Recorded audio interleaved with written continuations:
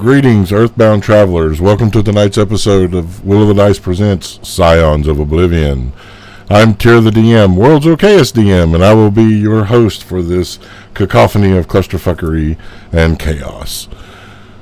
Thank everyone for joining. We do have some announcements and introductions to get out of the way. First off, we are for mature audiences only. If you're not part of the mature audience, please leave. If you get offended by things like fuck or sexual content, well, not a lot of sexual content, but let's face it, Croc be a hoe.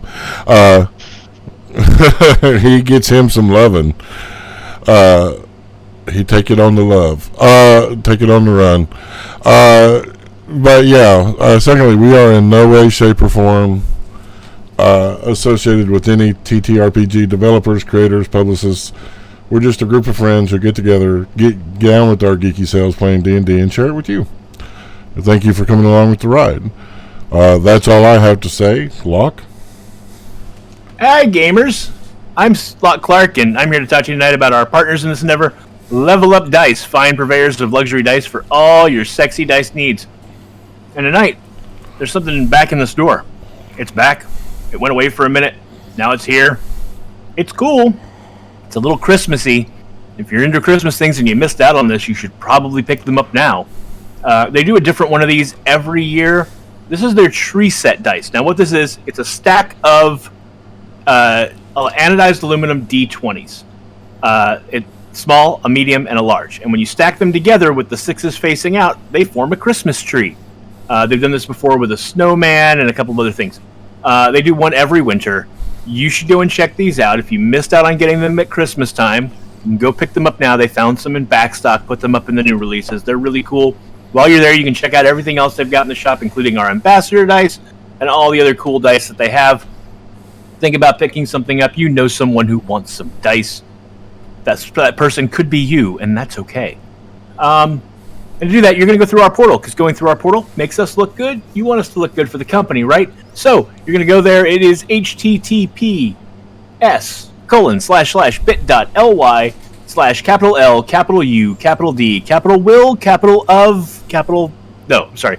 capital Will of the Dice, all one word.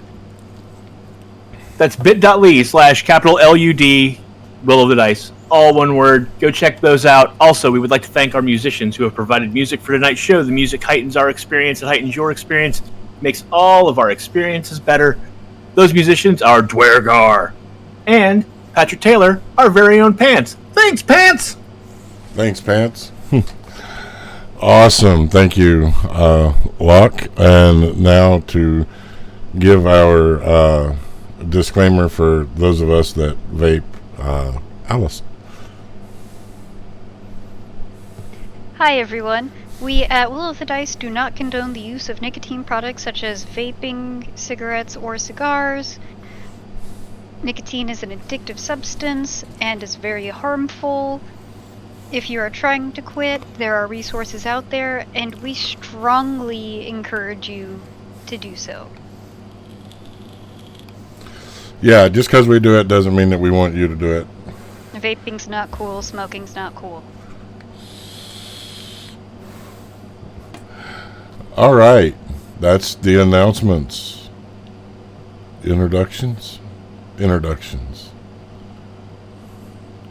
Hey everybody, I'm Ren Matley, and tonight I'll be playing Li Na Mercygiver Kitanalio, the 7'3", light tan skinned Goliath paladin with white hair with a purple streak running through it.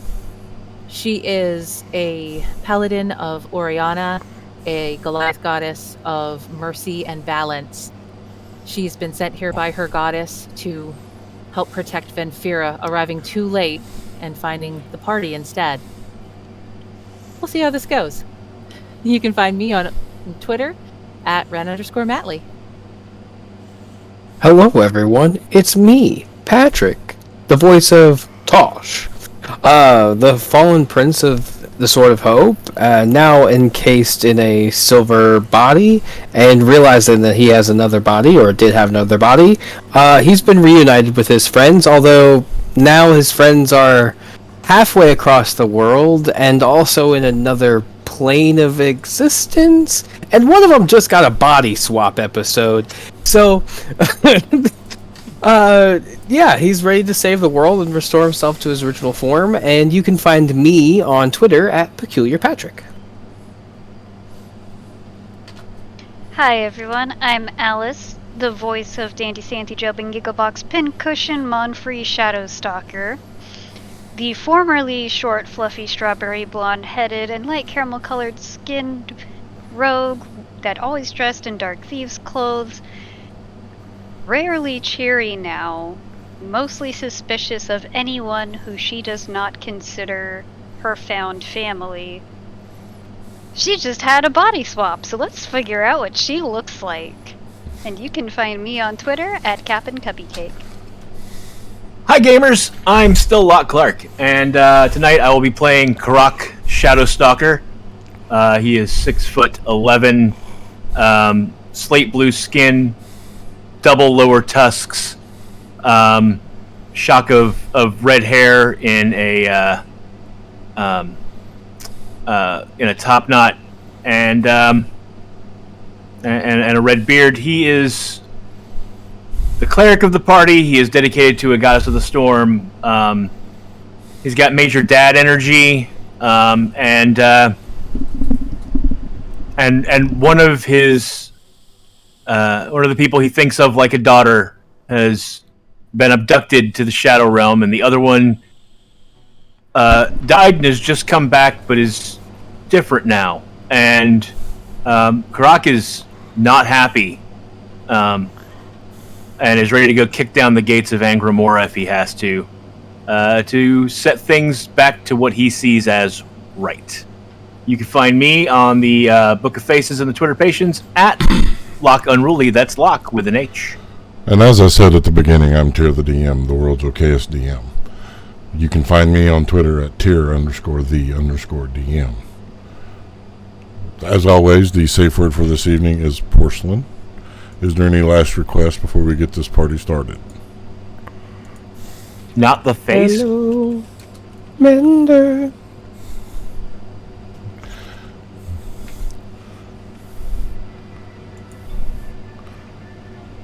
Anybody else you want to say hi to? Patrick, is your mom watching? Maybe. I don't know. Hi. One person gets a shout out. When last we left the party, chaos had come to them. One, Dandy, having a breakfast picnic with her parents, found out that they had not lost their memories. They were simply hiding from the Church of the Red-Eyed Raven, having manipulated the situation to allow one, Antivar Levray, her adopted brother, to bestow upon her the title of bishop, thus transferring the contract from the Red-Eyed Ravens to her. Having been discovered with some of the slips that they've made, they poisoned Dandy. The last words she heard from her father is, if the tea doesn't kill her, the Red-Eyed Ravens will. Luckily for Dandy, she had a ring of mind protection, which allowed her soul to enter the ring. While she was trying to determine whether or not she was going to remain dead and travel to the afterlife, the spirit of Gangriella warned Vinfira that Umbravex were attacking the crypts, the crypt where something they were after, something, and it was kept there. The party springing into action during battle. Halfway through the battle, Vinfira was sent to Angramora. Luckily, or believed to be luckily, Ziraj had performed a planar binding, snapping Vinfira back to the sacred grove that is now in the orc camp. A dart to the neck, paralyzing Vinfira. Cutlass, the Vanisher, using their magic to break the planar binding, dragging Vinfira to Angramora. As this is happening, a Goliath will show up, being sent by their goddess, telling the party being sent by their goddess to protect Vinfira, but they were too late. Upon hearing the news, Dandy decided that she would return to life, but in a different body. The druids of the orc tribe willing to assist with this would take young Alice into the elder's tent and perform the reincarnation ceremony, a new body being forged. This is where our story resumes, and this is where we determine, have you been forsaken to the will of the dice? We start on that elder's tent that is hidden from the views of prying eyes, the furs hanging around, as one of the furs will part and a creature will step through. Would you like to explain what people are seeing, Alice? Stepping forth from this tent, you will see a 5'8", orange-skinned, dark violet-haired, and glowing yellow-eyed tiefling emerging.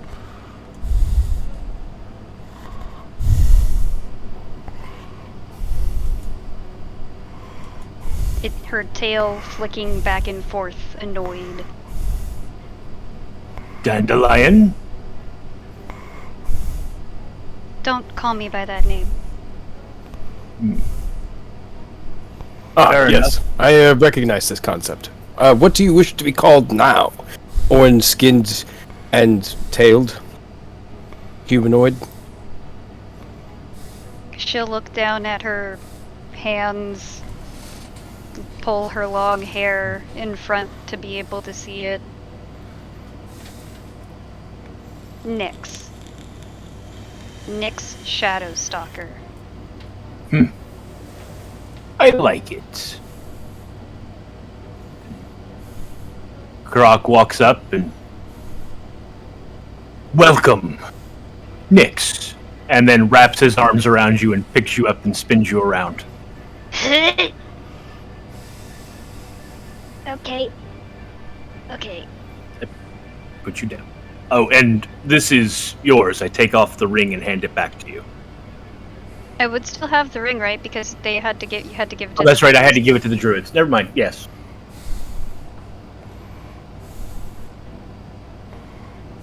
Welcome back to those of mortal coil and shells. And he'll clap you on the back. Yeah, it's a great time. Isn't it? It's wonderful. Now we're like twins. You have a body that's not actually your real body, and I have a body that's not actually my real body. We're like twins almost. What's it like to be back to to breathe? She's just gonna look at him with the weirdest, what the fuck is wrong with you look. Which is a little hard to come across because she doesn't have pupils. It's all yellow. Pupil, sclera, iris, it's all yellow. I see your eyebrows are doing that thing. See, when I came back to life, I don't have to breathe. You were alive, had to breathe. Dead, didn't have to breathe. Now you have to breathe again. What is that like? Is the air different? Because you were very short before, and now you're almost as tall as I am. Well, almost. Don't make me stab you with my horns. That's very fair. Anyway, sorry. This is our new friend, and he'll kind of gesture over to Lena. I'm having a difficulty pronouncing your name, so say it one more time for me with your whole title and everything for our Nyx here. Lena will step forward, put her fist on her heart, and give a slight bow. I am Lena Mercygiver Kitanalio of the Ragnacorn Mountains. I was sent to help the she-wolf.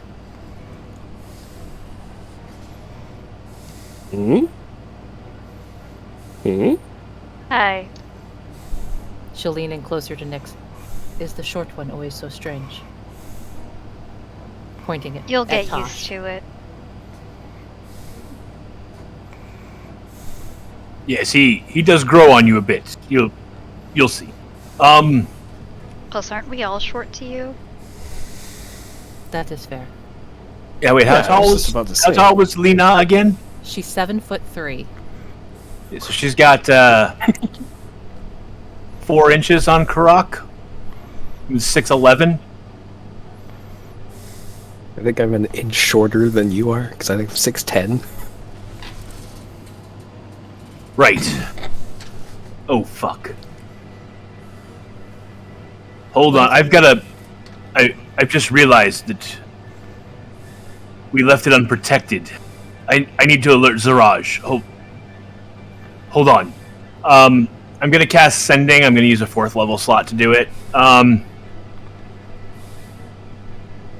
I send to Zaraj to tell him, or tell her where, that Planar Binding was activated. I had to use, Word of recall to go after Venfira.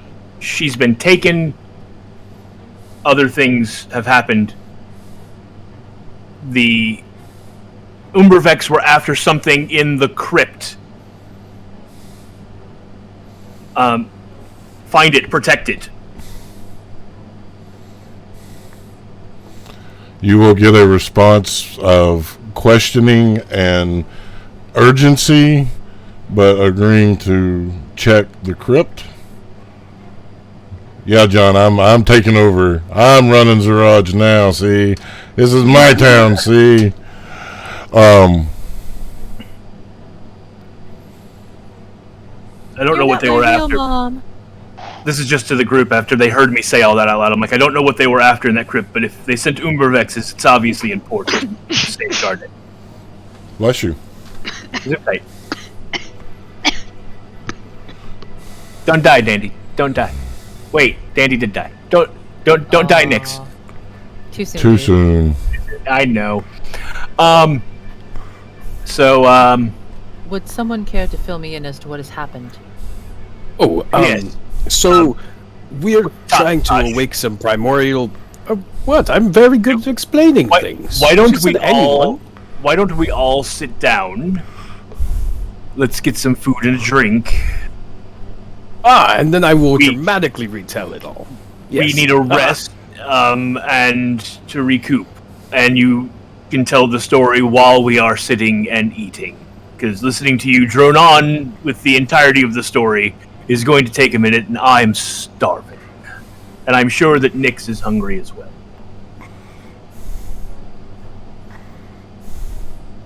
I guess I could eat. Also, I apologize, listeners and viewers. My drink hit the back of my throat funny. Wrong Are pipe. you okay? I'm good. Or I will be. So Grok will set up the cauldron, so that everyone can get food. Just tell it whatever you want, Lena. It will provide. Just speak to it. Yes. How unusual. Here, I'll demonstrate. Horse hunch, orc style. And a horse haunch burnt on one side, raw on the other, will appear in the cauldron. Then I grab it by the bone and go and sit down. See? I see. So I can just tell it venison with carrots and potatoes.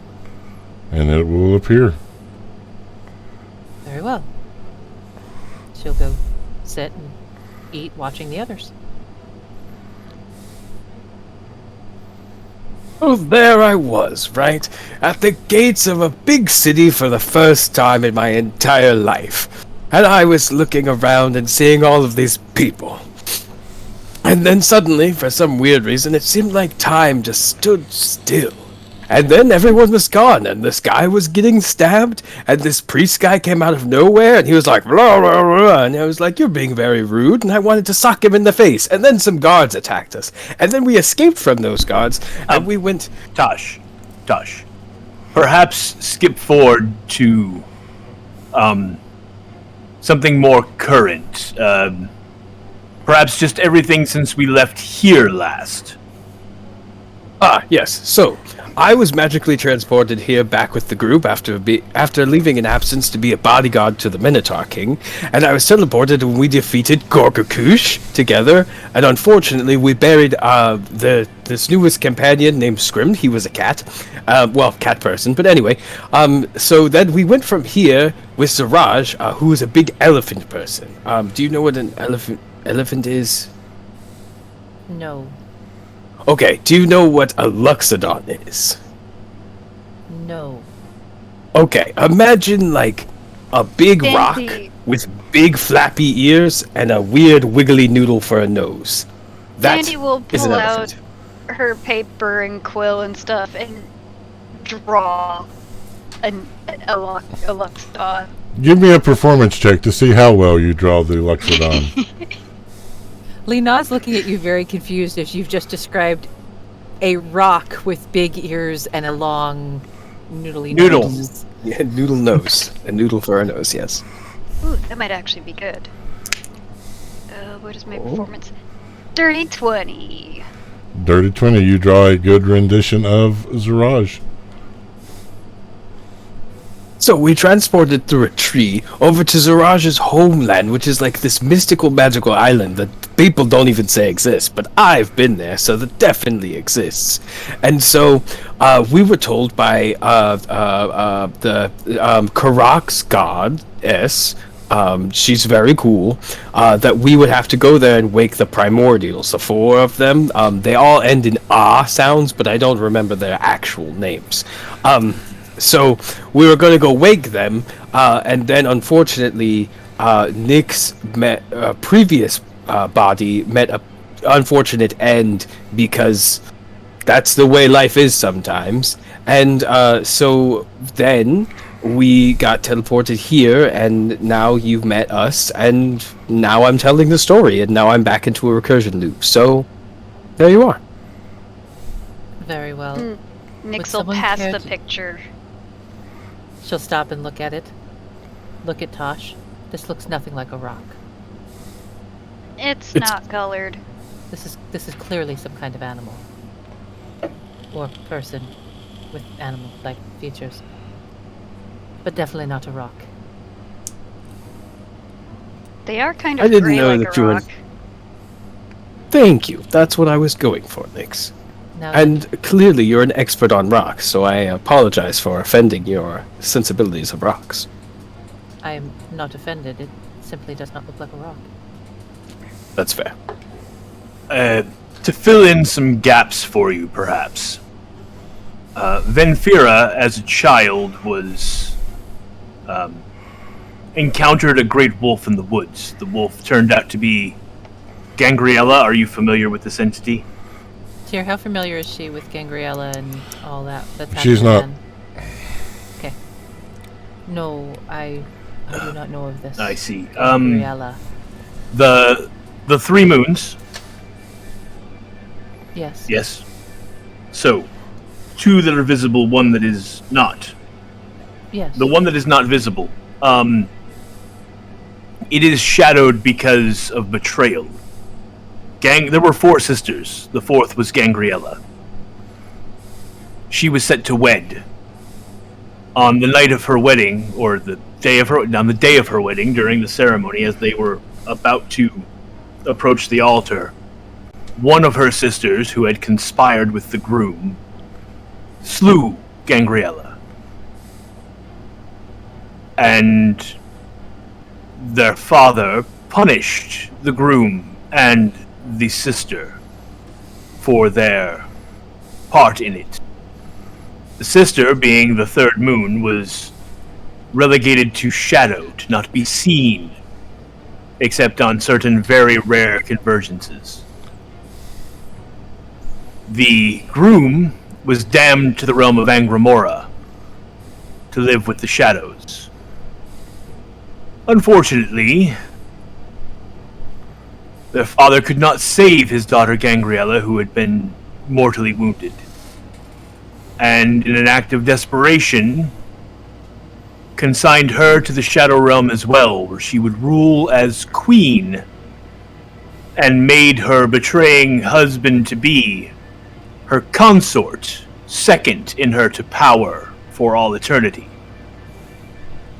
She sat the throne for years, but she was able to leave Angramora occasionally. Once in a while, she could take the form of a wolf and travel the mortal plane for a time. During those times, the prince, her consort, sought to gain power and rule over Angramora in her stead while she was gone. One of those times, we believe, with the help of some others, sent someone to kill the wolf and trap Gangriella outside of the realm forever. They were partially successful. They mortally wounded the wolf. Venfira found that wolf in the woods, hurt. It lashed out in anger. And yeah, if I get the story wrong, I'm getting the story wrong, Ren, because Croc doesn't remember all the little details. And he's heard it 6 different ways from 4 different people at this point. The wolf lashed out in anger, and Venfira was wounded or not. There's a lot of lies that her parents told. Exactly what happened, we're not sure, but she was changed. She appeared to be dead, but wasn't. Her hair is a bluish color. Her skin very pale, and cold to the touch. She doesn't seem to breathe when she sleeps. And she has access to shadow magic. We later found out that the soul of Gangriella had attached itself to Venfira. We found a way to free the soul from Venfira and send it back to hopefully retake Angramora and set things right. Something happened. Something went wrong. And she was not successful. The rumor was that Gangriella was killed. But then, shortly after that, Venfira, who had once freed of Gangriella, returned to a healthy, normal palette of skin and hair. And once again breathed while she slept. She reverted. Slept. Back to the way she had been. Yes, Common is my second language. She reverted back to as very she well. had been. And so I suspected that somehow part of Gangriella was still around, but I'm not certain of that. Above table, she reverted back after she was attacked by the Shadow Prince. Yes. But we also heard rumors that Gangriella might still be around, and we've seen her talk to things. I mean, she talks to things all the time. Yeah. She did say something to Croc about it at one point, in one of our private conversations, I do believe. I don't think she's told anybody about Gangriella. Karak knows because Karak, when he was communing with Lemmergash, asked if Gangriella was back. Gotcha. I knew I had that info.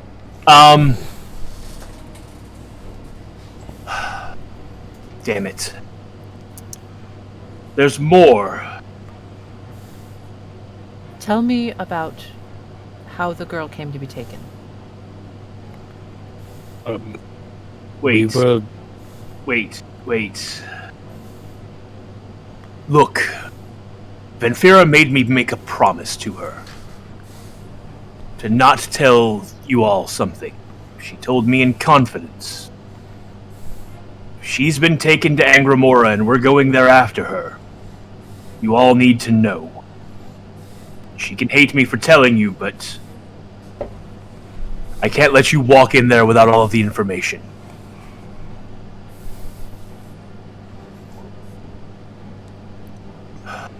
we believe you can't leave the throne of Angramora without anyone sitting on it. The prince wants Venfira for his new bride. We thought about killing the prince. If we do that, we condemn Venfira to be the new ruler of Angramora forever. Should that not be the child's choice? She does not want to do it, but if he dies, she won't have a choice. She is connected to the throne. Then it should be her choice to make. But I do not understand, Orc. I've asked you twice now. How was the child taken? And I will tell you. But I've also communed with my goddess on this. And my goddess says there is a way that we can beat the Prince of Angramora and not confine Venfira to being trapped in Angramora on the throne. Just haven't figured out what it is yet. Now, to answer your question, Tosh, would you like to describe what happened? So there I was, right? We're running, just hanging out, being mourning and sad over the fact that our dear friend had just lost their first mortal coil. And Venfira was like, hey, we should go to this creepy kept place that's on the outskirts of town because something bad's probably happening there. And I was like, well, you know, usually you have these gut feelings and they're pretty right most of the time. So we rush off to this place to find these things called, are you familiar with the Umber species? Or, well, I guess it's the Umber genus, and the species changes depending on whatever you're fighting. This particular brand of beastie is giant lycanthrope-like with 4 arms and that big scary teeth, and they're called an Umbervex. Have you ever heard of an Umbervex? No. Okay, well, they're exactly how I just described it. So, anyway, these things are like ripping apart the crypt or whatever, and we're like, oh no, we can't let them do that.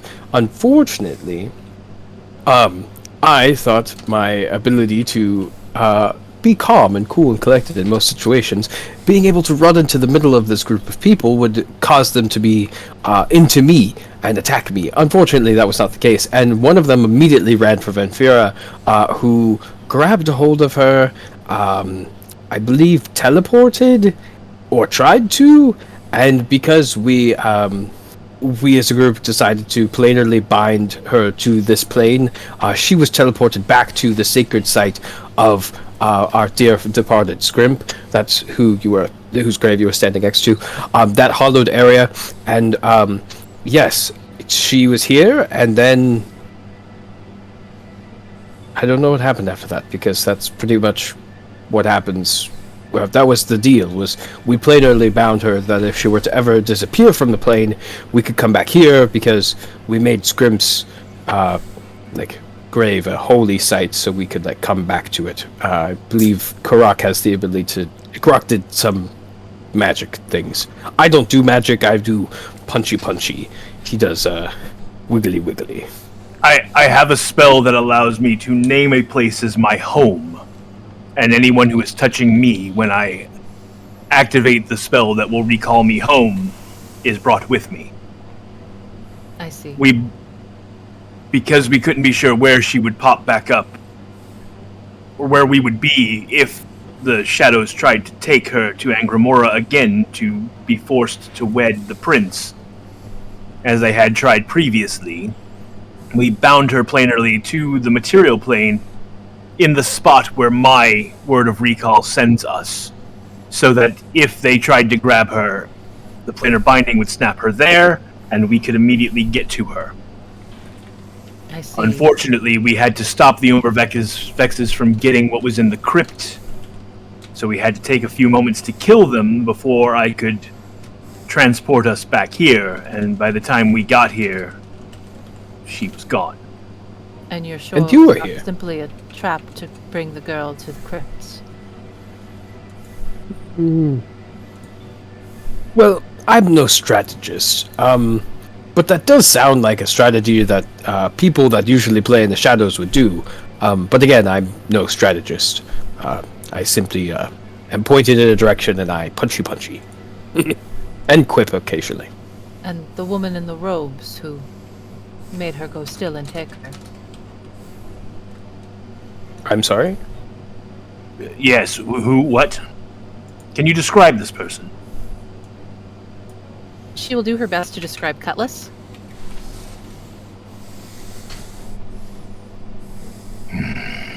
Isn't she supposed to be dead?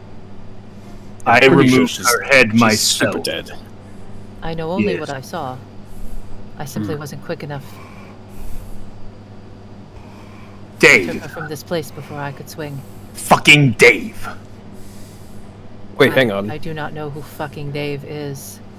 The personification, the physical embodying god of death. He's kind of a bro, but not really that cool of a bro. So, Dave. This is troubling. Doesn't Dave- Yes, Dave has shut off the veil. Nothing can pass through yes.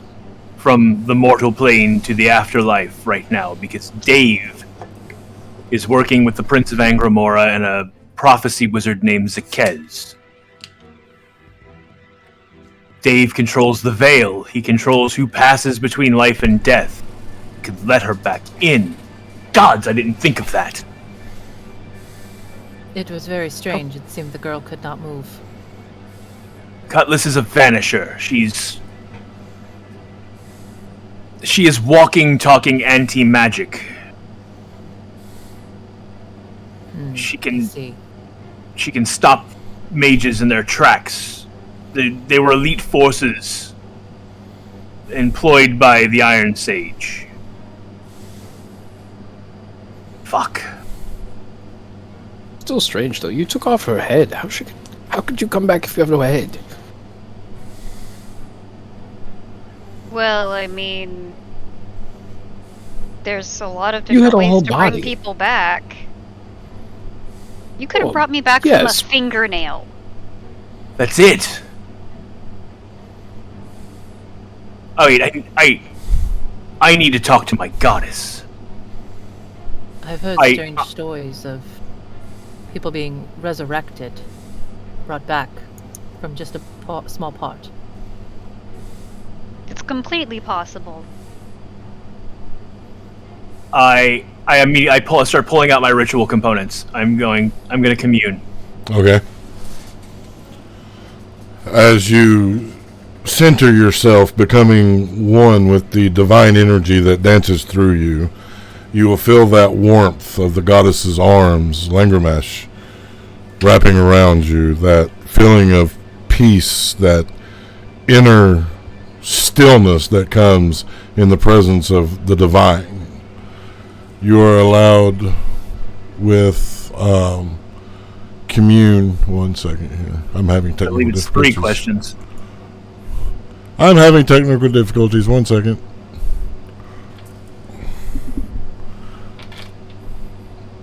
Yeah, you are allowed 3 questions that are yes or no. Let me double check that. I can't remember if it's 3 or 5. I've got it up. 3 questions. Okay. You have 3 questions that are yes or no or unclear.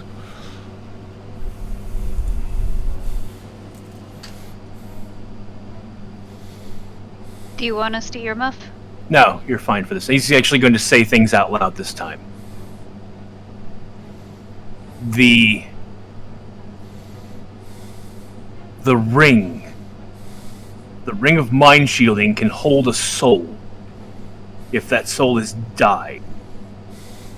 We freed Gangriella from Venfira's body and sent her back to Angramora. She was defeated. Her shadow magic still resided within Venfira, though.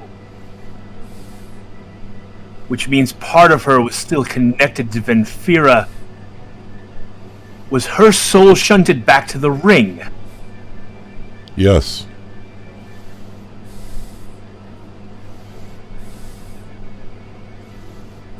could we bring her back from the ring as we did Nyx? Yes.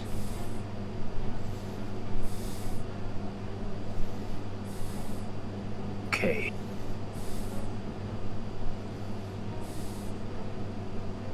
Oh, I have a good question. I have one that's more necessary, I'm afraid. This, I hold up the amulet I stole off the dead Umbervex. Can I use this as a foci to planar shift us to Angramora? No.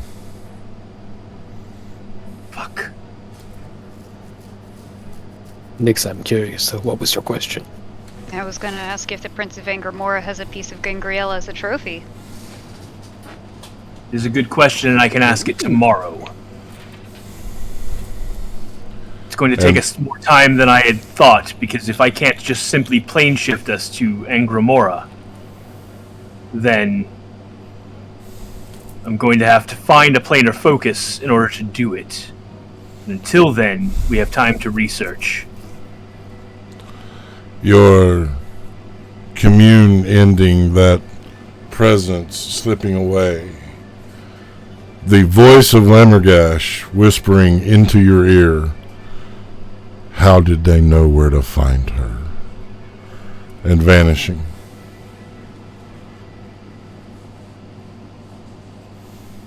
How did they?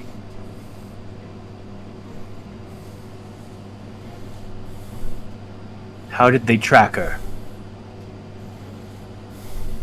Oh, What were they after? she didn't have an anti-scrying thing, did she? Yes, she did. We all did. I don't. I just have what's on me. I thought you were given one of the bracelets. Yeah, we Um, all got bracelets. Even Tario's got a bracelet. Yeah, a long time ago, but I was in the Minotaur Kingdom with Tarios the whole time, and I don't wear it when I'm sparring, and that's when I was taken. I had So you're these not wearing wonderful your. knuckles. You're- No, You're supposed to wear that all the time so they can't find you. I didn't think it was a big. I didn't think it was a big deal. I was with Tarios, and we were in the Minotaur Kingdom the whole time. I wish Venfira were here. Call me a dumbass. Yes, exactly. Tosh, Or Why are they? you're a dumbass. ooh, that's That one stung powerful a little when you bit. do it. Yeah, Yeah, I don't like it. I don't like it. The other one seems enduring, like it's like a way of saying I love you. That one felt like half like you meant it. I don't know if you need to cool it there, little tiefling, orange tiefling. Get a little more attitude now that you're like taller or something, I think. My Growing height pains has for your new nothing body. to do with my attitude. That's fair. That's very fair. I will concede on that. And now we shift to Angramora, the shadow dreaming. We are in a throne room, the throne made of wrought iron. Two wolves sitting on either side. The Prince of Angramora there on his throne, his fingers drumming repeatedly on the arm as Venfira is led in by the Vanisher. Greetings. She flips him off. So spirited, so spirited. It will be fun. I have a proposition for you. She just stares at him. You see, I want you to be my queen. And while I know no threats or temptations that I give to you, no threats of harm or such, will be enough to sway you, I must ask, wouldn't it be nice to be in control for once? Wouldn't it be nice to be the shot caller? to live the life that you wish to live instead of being told how to live your life. And yet here you sit, fucking trying to tell me who to be and what to do. I brought you here to talk to you. No, you brought me here because you want me to do what you fucking want, dick.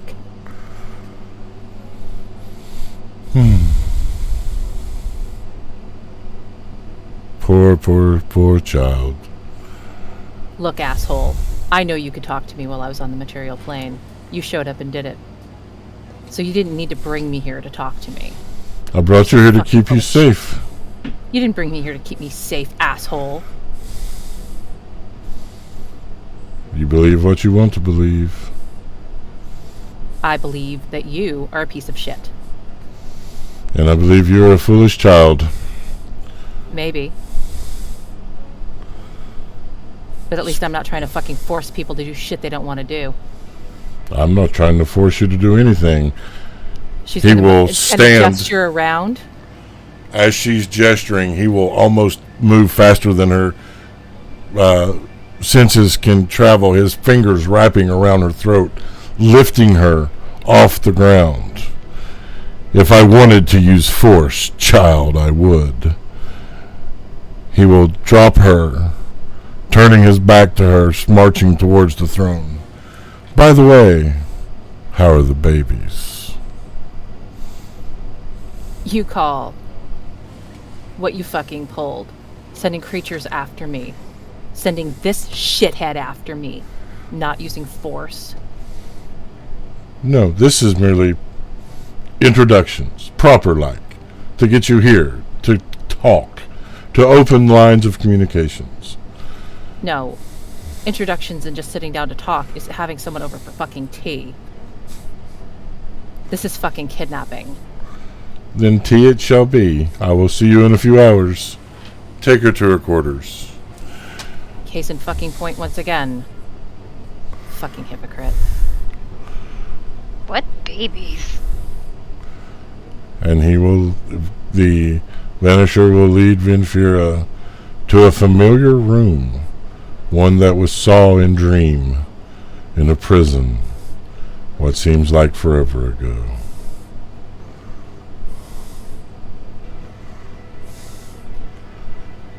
Back to the orc camp.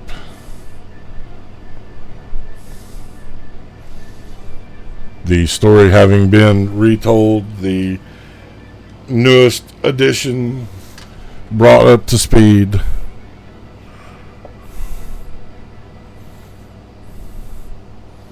What would you like to do, my players? So, Lena, how do you feel about cucumber soup? I have never had such a thing. The Perfect. cucumber Because chowder. everyone around here... You know what? You're right. I'm feeling more of a chowder day anyway. He'll throw up his arms and exclaim loudly, "Soup's on, everyone!" Because he knows that the orcs love his quote-unquote cucumber chowder. And he'll spoon a bowl for Lena and hand it to her. She'll take a small bite. This is most unusual. Mm-hmm. But refreshing, though, right? It is strange. Tangy, yet zingy, yet fresh, and makes you want more, but strangely want more, but you're not sure if you should want more, but you're going to have more. Oh, so it is like killing someone. You know, that's a good way to put it.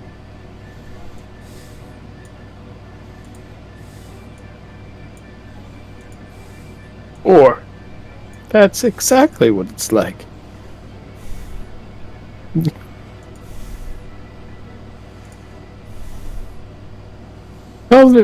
So now, what? Tell us more about you. Where are you from? Why? Who's your goddess again? I am of the Kitanalio tribe of the Ragnacorn Mountains. My tribe has lived there for centuries. y'all will hear a strange growling coming from the fire. Lena will stand, pull her weapon, her battle axe. Nyx will do the same, except not a battle axe.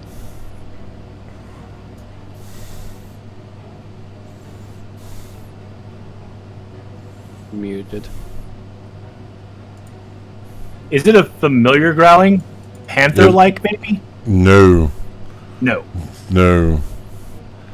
It is unnerving, almost demonic, as the smoke will begin to swirl and churn, dancing among the flames. A hand will reach out, grabbing at you, Tosh, barely missing. A hand of shadow with long claw, dripping black, viscous fluid. You will see red eyes appear as the flames snuff out. This creature, 9 foot tall, broad shoulders, made of living shadow and smoke, stepping from the fire pit, the flames erupting behind it. As it reaches down towards you again, I need everyone to please roll initiative and join me in Owlbear Rodeo. Good tier. There is a thing that happens if people try to attack me without me attacking them first. Okay. That he has to do wisdom saving throw. I'll give you the DC here in a second. And this is because when I rest, I benefit from the sanctuary thing until I attack. It's for like a whole day. The DC is 16. On wisdom? Mm-hmm. All right. Let me pull up the creature stats here. It has passed. Okay. It can still. If it would have failed, it would have had to attack someone else or lose the attack. Because of the. It's basically it's like as if the sanctuary spell has been cast, but it's until either I attack or I forget the other trigger of it, but it'll end when I attack it eventually. But Here, as we are rolling initiatives, would Lena be able to use her divine sense to get a feel for whether or not this is celestial, fiend, or undead? It is fiend. Thank you. All right. Nyx. 21. I have to get used to the new name, so if I slip up, forgive me. I think I already called her Dandy, so it's okay. Croc. 12.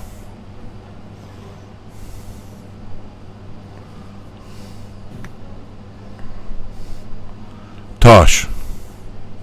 I got a 13.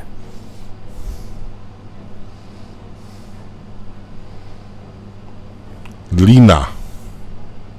19.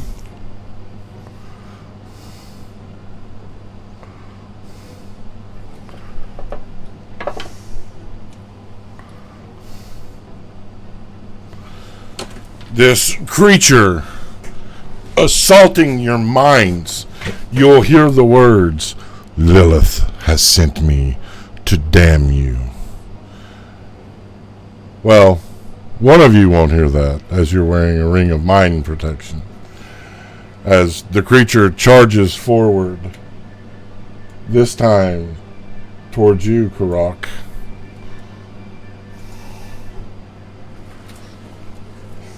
A whip emerging as it strikes its arm out. Long, thorny whip made of shadow and smoke. That is a 24 to hit. That hits.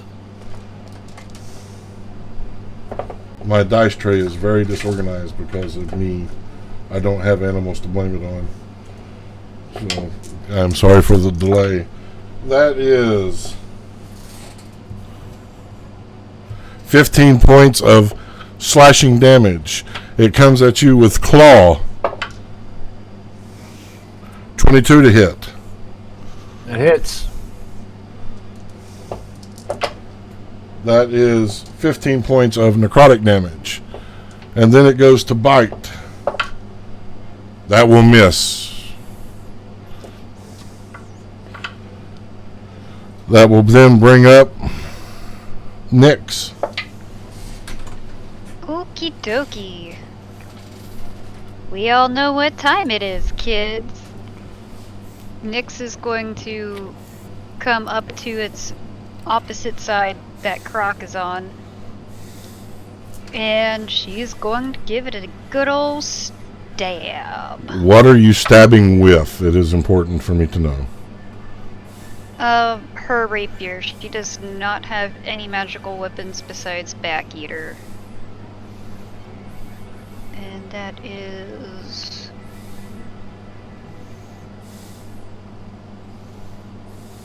19. 19. Does not hit. The blade seeming to be unable to pierce the smoke and shadow as Nyx tries to stab it from behind. Did you roll with advantage? Oh, I did not. Okay, you are flanking, so... I forgot to do that. Does a 19 hit? That's what you just rolled was 19. Right, sorry. Does a dirty 20 hit? Dirty 20 does not hit. Is that your turn? She's gonna curse under her breath and disengage back a little bit. Alright, using bonus action, part of the rogue ability to disengage and move back. That will bring up Lena. Oh, you know what I forgot to do? I forgot to put on our battle music. Oh. You guys are letting me slip. I don't hear the music, so it unfortunately doesn't usually occur to me. I think I'm close to this thing. Alright, Lena's gonna step in. Battle axe in both hands.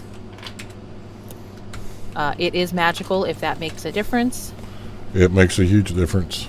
And she's gonna take a swing. Alright, 22. 22 Sorry, will 23. hit. 23 will hit. Yep. Alright, I need a d10. That's only 10 points of slashing, second attack.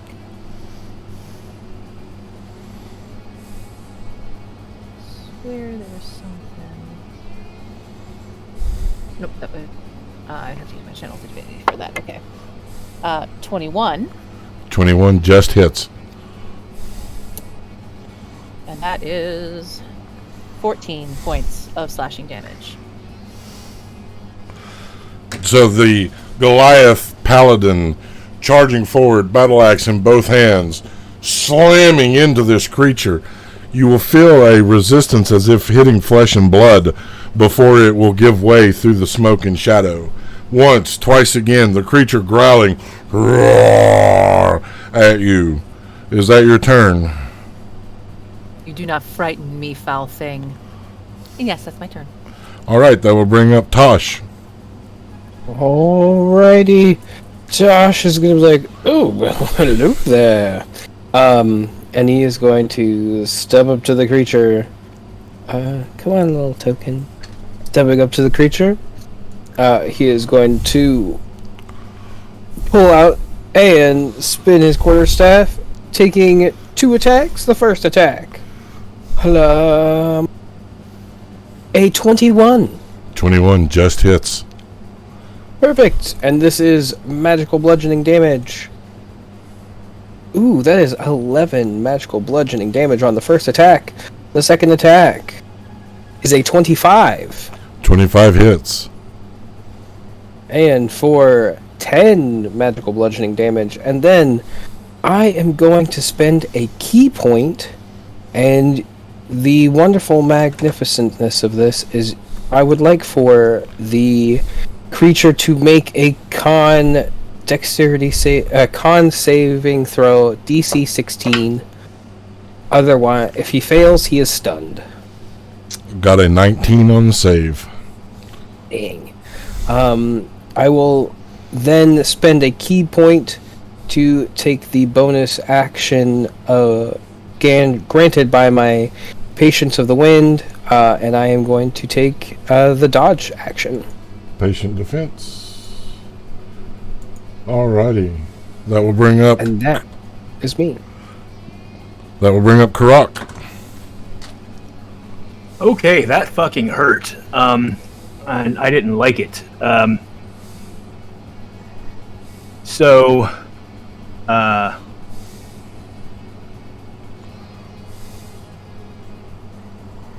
Can't do that. My weapon interaction, I pull, or my object interaction, I pull my Great Axe of Sharpness. But then, and I'm going to shout out to Lina, if you have anything that does radiant damage that hurts these things particularly. And then, oh fuck it.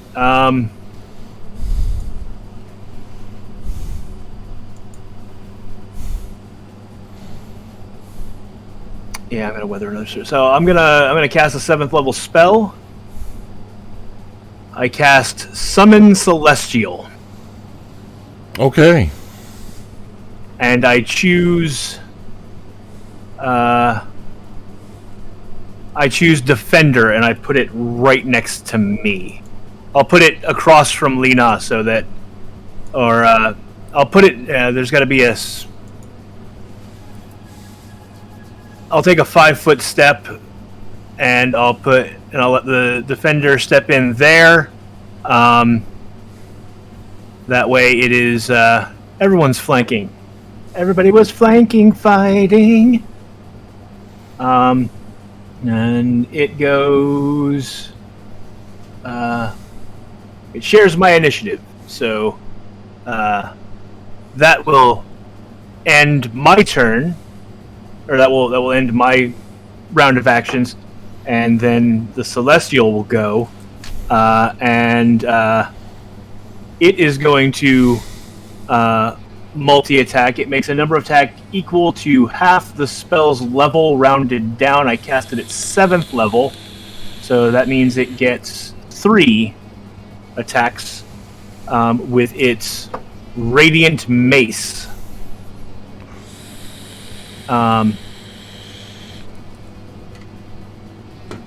So it gets advantage because flanking. First attack is 15 plus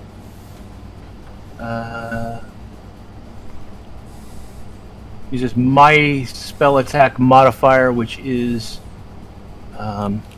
so awkward because I can't see the numbers behind the spell.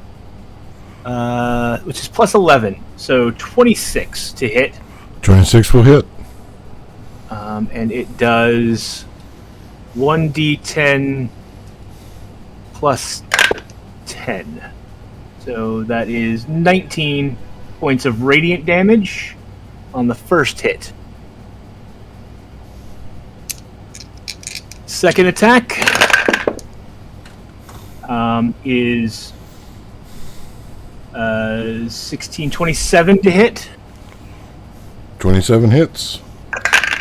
And it does 19 points of damage again. And for its third attack, it is going to reach over and do a touch, which touches me. Because I am fucked up. And it gives me the healing touch, which is 2d8 plus the spell's level. So I get 9 plus 7 is 16 points back. Alright. It is now taking legendary action. I need everyone to please make a wisdom saving throw, as its eyes will flash red, sending a bright halo out from it. Is this a frightening or fear effect here? It is not. Okay.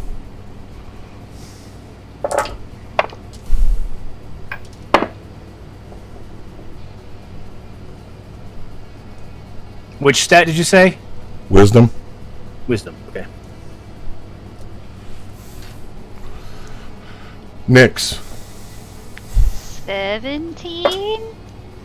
All right, you take 18 points of damage. Croc. 29.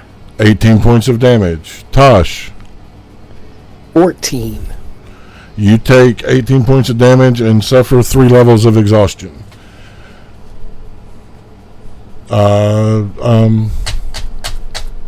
Lena. 24. You take 18 points of damage. The creature, having used its legendary action, then spins right into its attack. It is going after, the dice will decide, going after Karak. The holy man must die. First attack. Oh shit, brother, that is a nat 20. Raise the roof. Hold on. No, I no, have something. I have something. Okay. Sorry.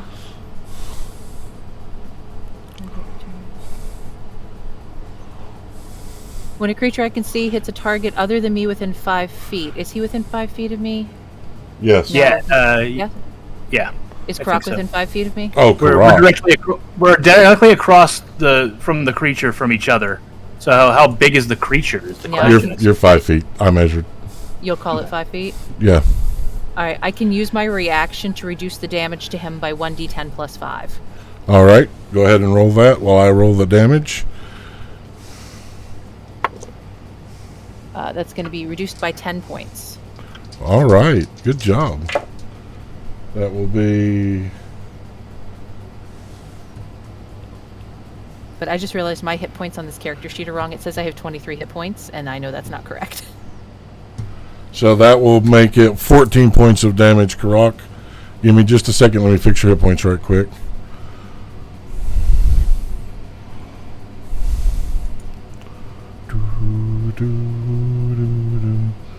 Come on, D&D Beyond. 23 is definitely not correct for a level 13 paladin. It's not letting me load your character sheet. I'll see if I can. There it goes. Oh, okay.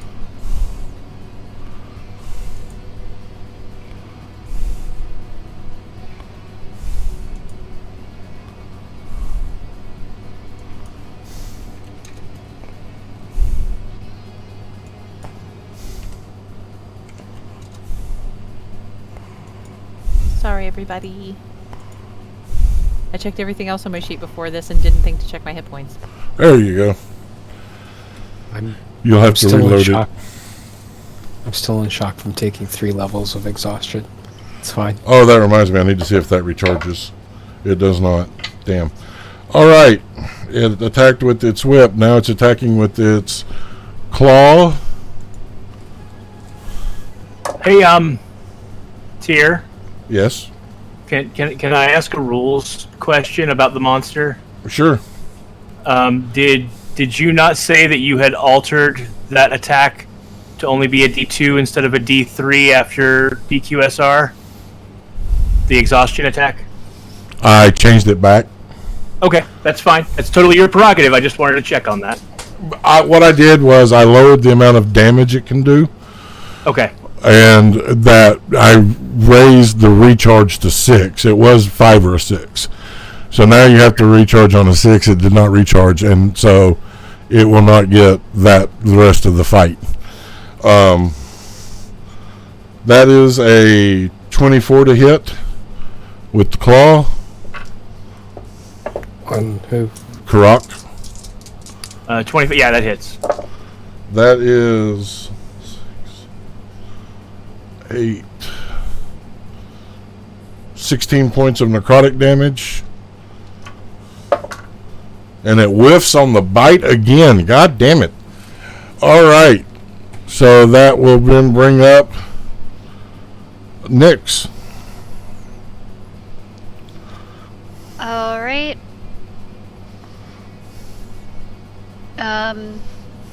Swapping out her rapier for Back Eater, would that take her whole action? If you stow and pull, yes. If you drop and pull, no. Okay, then she's gonna just drop the rapier and draw back eater Okay. and approach for another stibbity stab. Stibbity stab. Exclamation point stab. God damn it.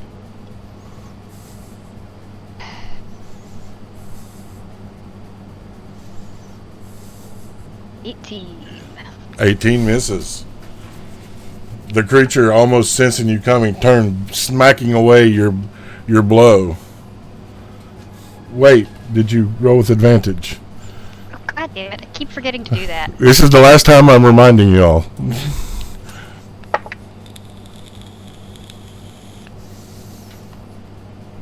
Nothing changes. Okay. I am bad at my rolls tonight. Alright, any bonus actions or anything?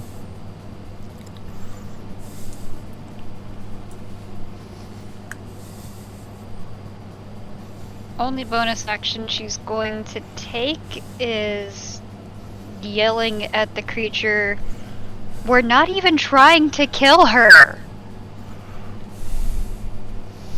Alright. That will bring Tyr, I forgot something when it just attacked me. Okay. It needs to make a DC 18 saving throw, please.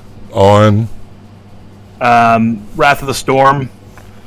what stat? Oh, I'm sorry. Dex. That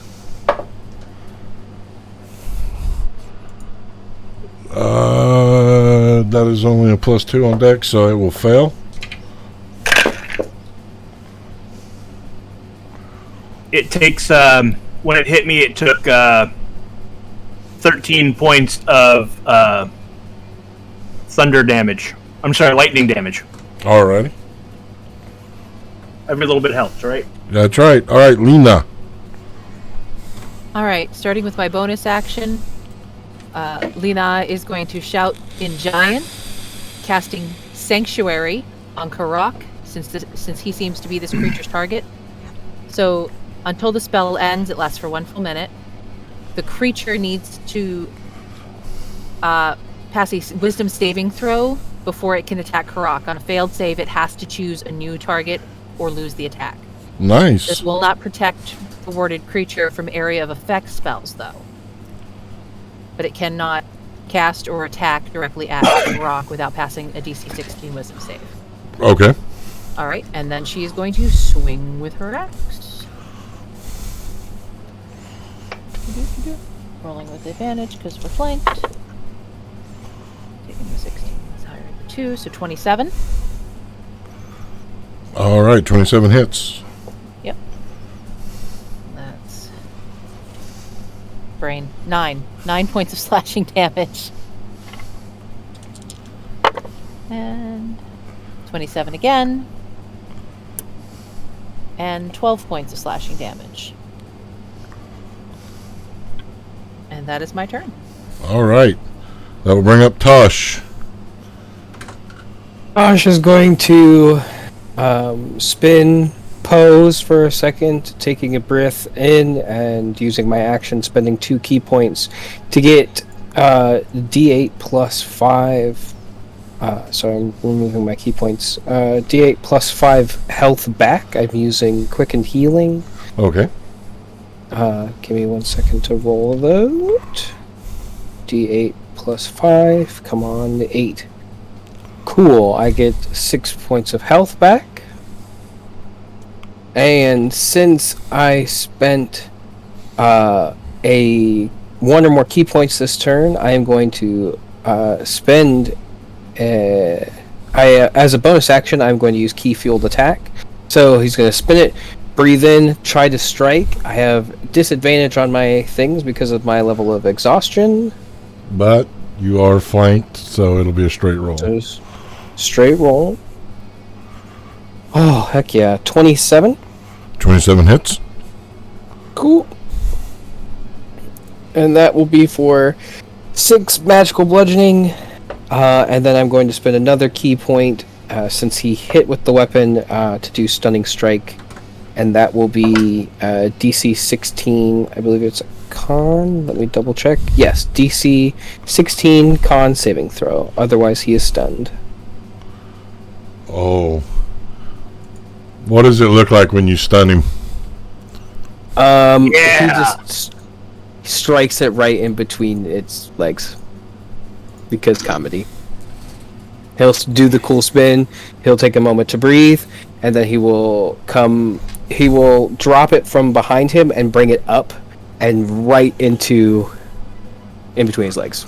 The creature is stunned. And that is Tasha's turn.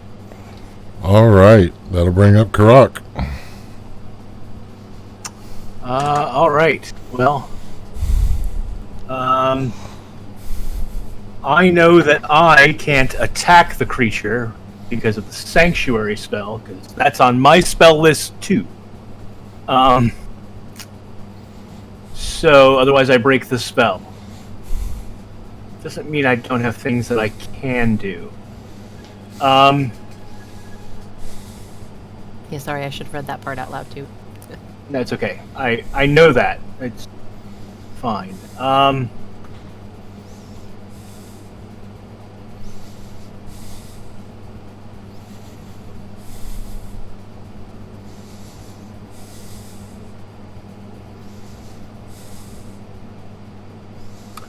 Yeah, I'm going to cast a 4th level Cure Wounds on myself. Okay. So that is 4 d8s.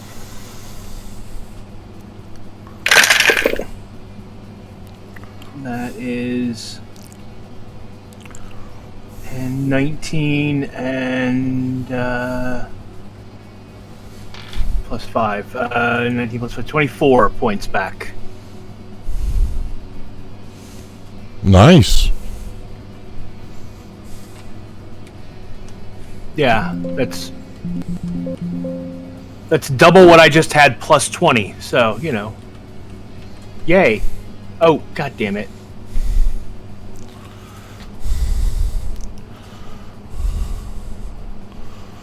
And then I hit damage instead of healing when I put in the number. And now it's asking me for death saves, and I gotta go fix it. Fly Okay, there we go. So that's my action. I don't get a bonus action on a spell casting. I don't think because I don't have anything that I can do bonus action wise. So I guess that makes it the summoned Celestial's turn. Yep.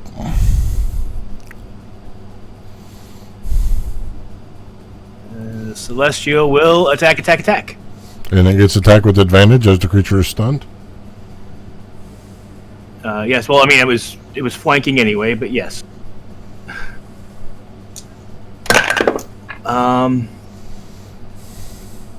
Can I get a raise the roof? Raise the roof. Can I? Because that's a nat 20 for the Celestial Defender. So that will be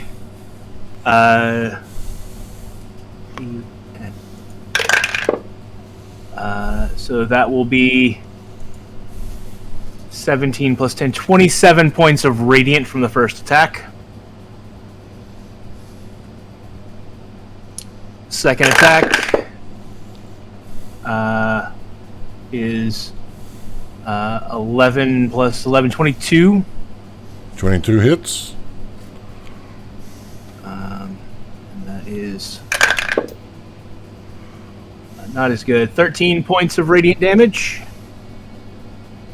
Third attack is 23 to hit.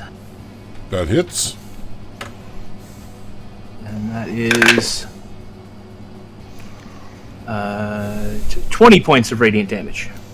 All right.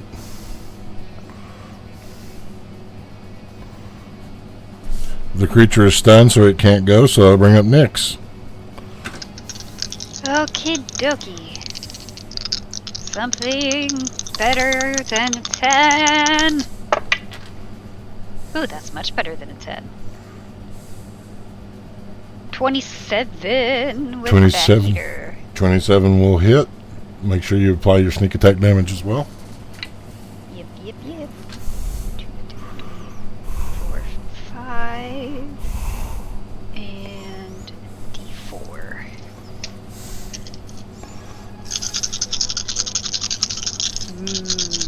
That feeling of many dice in your hands.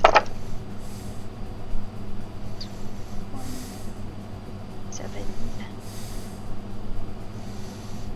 18, 23, 24, 25, 26, 27, 28 damage. All right. Let's see here.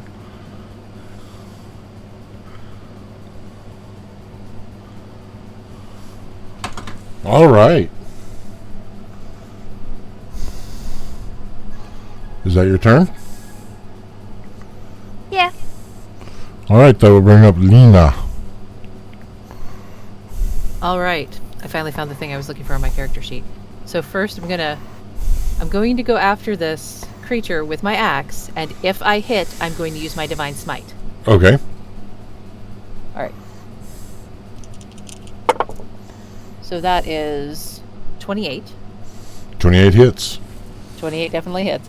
All right, so the blade itself is only going to do 7 points of slashing damage, but so it does 2d8 radiant because I've improved Divine Smite.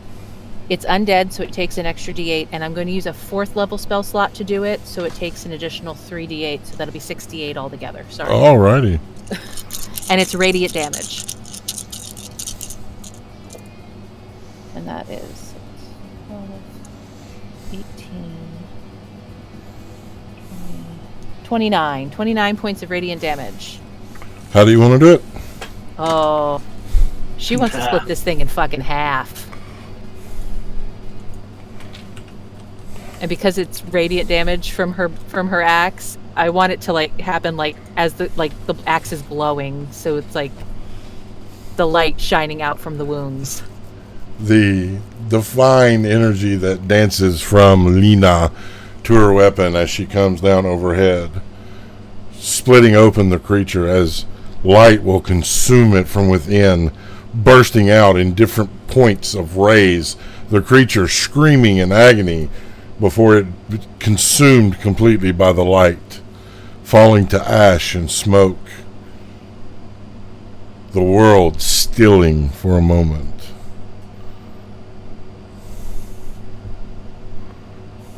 Is anyone hurt? Do you need help? Josh will drop to a knee after having...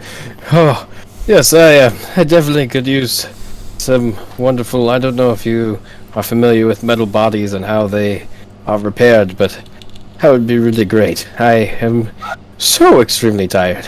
I raise my shield everywhere. up, and I say, "You're not done yet," and light flashes out as if lightning from the shield, and all of you will get the mass cure wounds I just cast. So get to 5th level.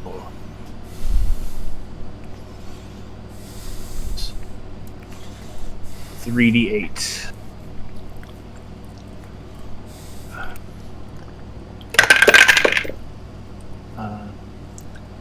8 and 6 is 14, and 5 is 19, and 5 is 24 points back to everyone.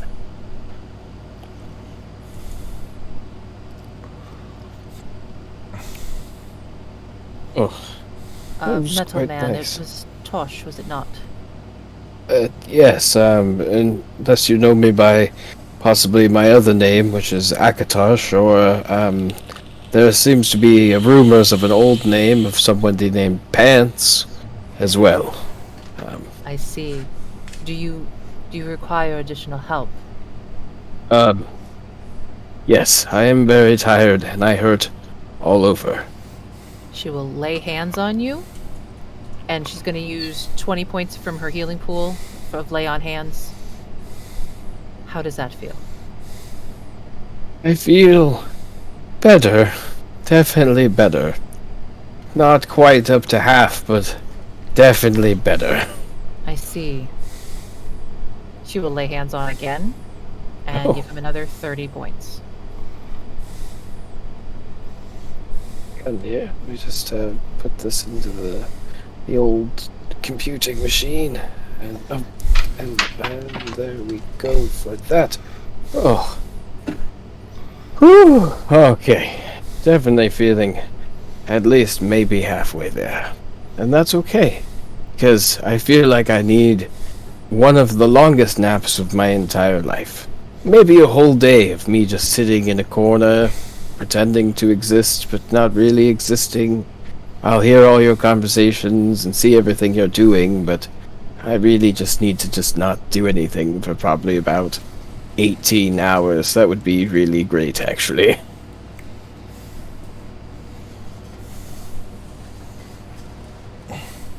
Everyone, just wait for a moment. Just don't move from this spot for 10 minutes. And as wounded and as tired as Croc is, he begins ritually casting Death Ward on all of us. Okay. Mass Death Ward. Mass Death Ward cast. That 12-hour preservation of life given from the divine energy that flows through Croc.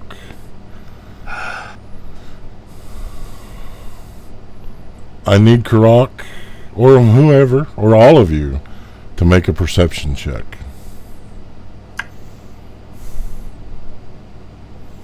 Don't fuck me, you stud. Ooh.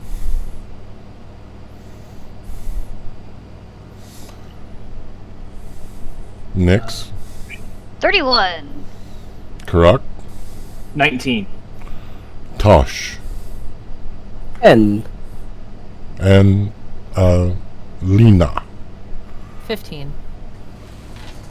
The world around you has frozen.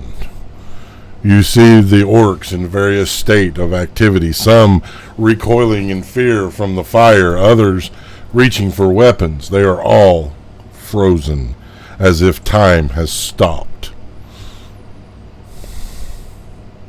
Lena's grip will slightly tighten on her axe as she looks around. Fuck. What unholy magic is this? Well, this has an good deja vu. Sort of things that happens when gods want to have talks. Usually not the friendly ones. Those times.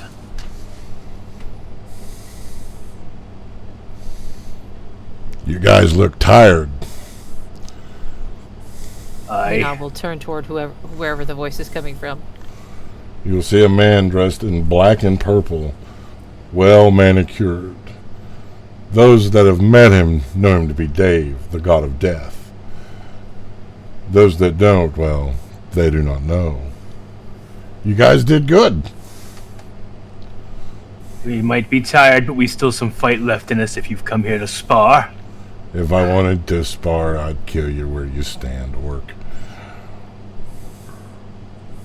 Why are you bugging us again? You've got my curiosity. You just won't stay dead. Are you threatening them, little one? Easy, Lena. That is the aforementioned that's Dave. Dave. But you said Dave was bad. Yes. And does he Bad like interfere a- with the balance? Yes, but bad he's like also a god coffee stain. he's also the personification of death itself. So if he's being civil, there's no reason we can't be, I suppose. I don't know about where you come from, but where I come from, threats are not civil. Again, Threatened us dead. if I wanted you dead, you'd be dead. you've piqued my curiosity. What do you want, Dave? I'm very tired, and I hurt a lot. Well, I want to see just how tough you are. So I've come to help. That's rich and very good. And how might you help us, Dave? I will send you back to the Lost Isle.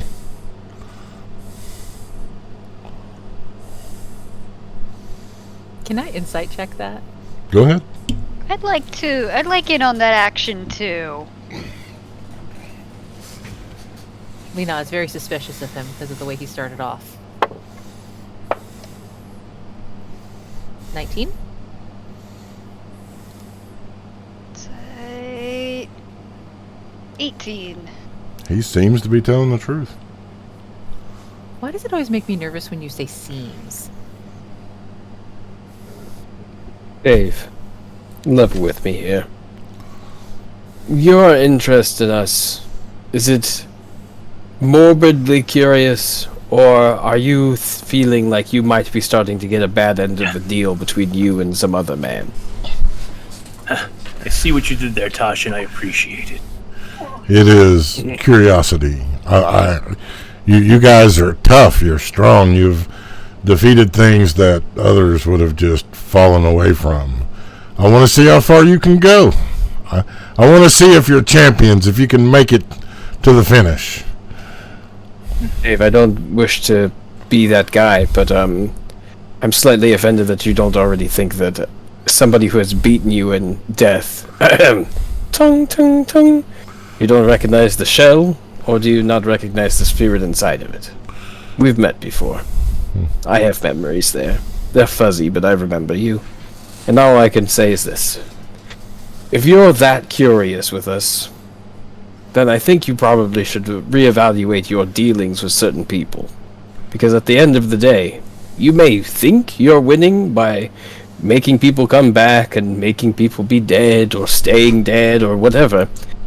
Eventually one day they're going to replace you if they get as powerful as they want. So, just be a little more curious to our side. And we all know, Dave, that you're just the personification. You aren't exactly Death himself. That's a totally different being. Magnitudes above you. You are, as they say, replaceable, right? You know, it's funny. It's kind of like your angry little friend. Someone shows up offering, you know, a time to parlay to help you out, and you sling insults and you know. No, Dave. We're not insulting words here. You're allied with people who are against us. Pardon us that we're a little defensive.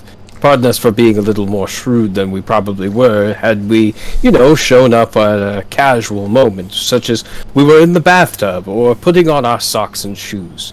But no, you've shown up after we have just slayed a beast, and I've almost died. So, pardon me. So again, you're going to take us to the Isles because you're curious? Or again, do you feel like you're possibly going to get a raw deal if you don't help us? I wanted to help you because I was curious to see what would happen. Nothing more, nothing less. Tosh, would you allow me? Proof us away and we'll be done with this. Tosh, Please, wait. No. Please, by all means, speak to Dave more, but I'm telling you, this is it. Tosh, shut up, you're missing the fucking point. Dave, thank you. What would be the practicality behind sending us back to the island? The Umbervex can get there. I assume this creature could as well. I see no benefit to us to being sent back there, per se. Why? Why send us anywhere? Well, you got a job that you're supposed to be doing. Supposed to be waking some primordials. You've also got this crazy idea that you're going to march into Angramora and get your angry little hate-filled ball of chaos back. You can't do one without the other, I'm afraid. And I'm sure you can guess which order that's in. So you're saying the key to getting Dangramora is in the Lost Isles, and you'll be helping us by sending us there. I'm just evening the playing field. You were still about Insight check. Go ahead. What was you saying, Ren? No, go ahead, Dandy. Or Alice. I am curious, if you really wanted to see how far we could go, why did you offer to let me pass through? Because you got a rough deal, kid. That was some harsh shit, even by my standards. Michelle shrug with the, yeah, that's fair expression. What'd you get, Croc? 28. He's being honest.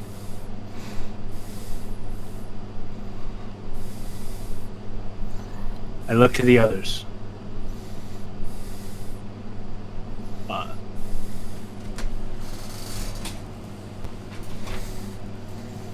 And we would leave right now. Yep. No delays.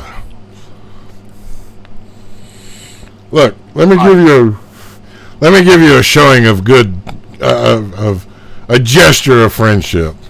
He'll snap his fingers. Tosh, you feel fine. Your exhaustion is gone. Oh, that's a lot faster than 18 hours. And he'll push himself back up with his quarterstaff. Alright. Shall we? Lost Isles? Yes. Dave? Hold on. Nyx picks up her rapier. I grab the cauldron and collapse it. And you find yourself standing at the base of a volcano. Oh shit. He really did. Wow. Really? I thought he was We going must to be take us more- back to town or something. Yeah, I was kind of expecting Ziraj's house. I would have liked a hug from that big old Luxodon. This is most unusual. This has put us to an advantage and a disadvantage. We don't have Ziraj. We don't have Infera. I no longer have the word of recall to my village. If we were at Siraj's house, I could recast it there and snap us there anytime I wanted, but we have no quick and easy escape right now. That's my point. And I still very hurt and need to rest. Okay, so I say we rest for the night. And, you know, you do that thing where you talk to people in your brain from long distances. That way Siraj knows we're here. Yes. Yes, I can do that. I can help you feel better if needed. I've got some spell slots left. I can heal myself some, but I'm also almost out of spells, which is a bad thing, especially if something else like that shows up again. Very well.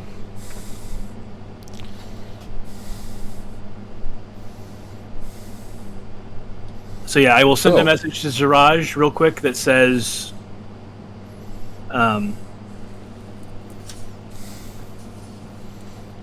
Dave did us a solid. We're at the volcano. Get here as soon as you can.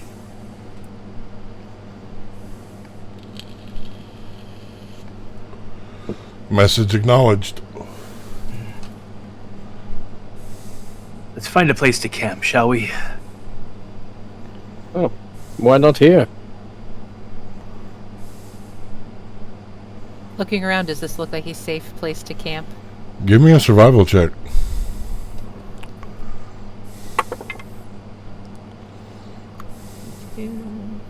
on the die, plus 7. That's 22. Seems as good as any. So no noticeable lava flow or steam vents right here or anything like that. No. It looks safe enough. Oh, good. And my orc brother, rest your bones. And I- my new tiefling sister, watch over him. Lena, let's go find some things to make a fire and make something. Can we set up Happened the to the cauldron? shelter. I didn't have dinner. Yeah, it's. I pull it out of the bag of holding and just set it on the ground next to me. You can. Yes.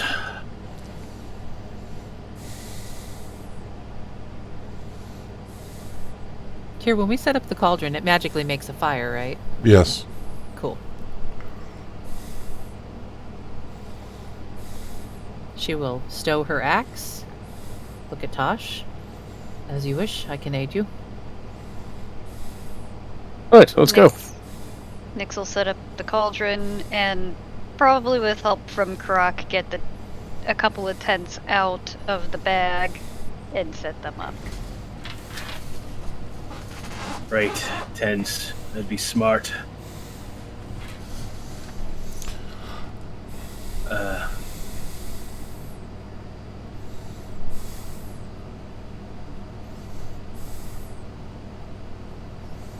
Yeah, we'll set up a couple of tents. All right. So, Tosh and Lena, what you two are going off to do? What exactly?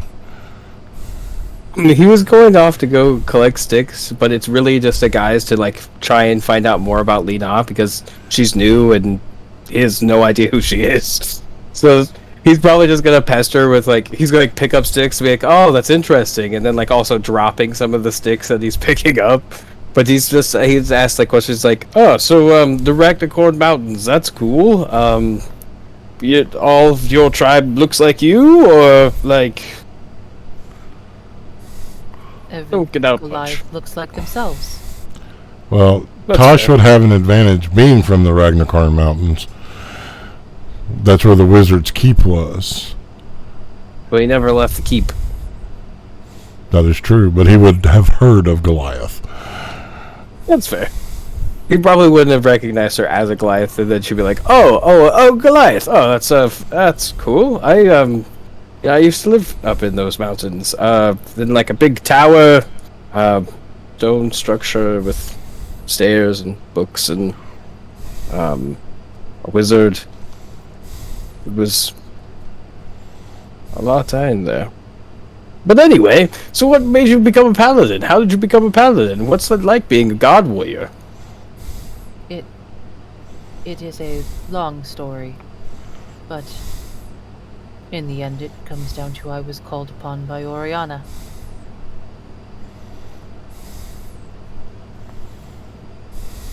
That was a very short story. That, You wish to hear the whole story? I mean, I've got time. We're looking for sticks to a magical cauldron that already lights itself. I mean, what more? Why not? She'll look around. I need to It interject. lights itself. Why would we need sticks? This is the base of a volcano, so you've basically been picking up the same 3 sticks. Yeah. Yeah.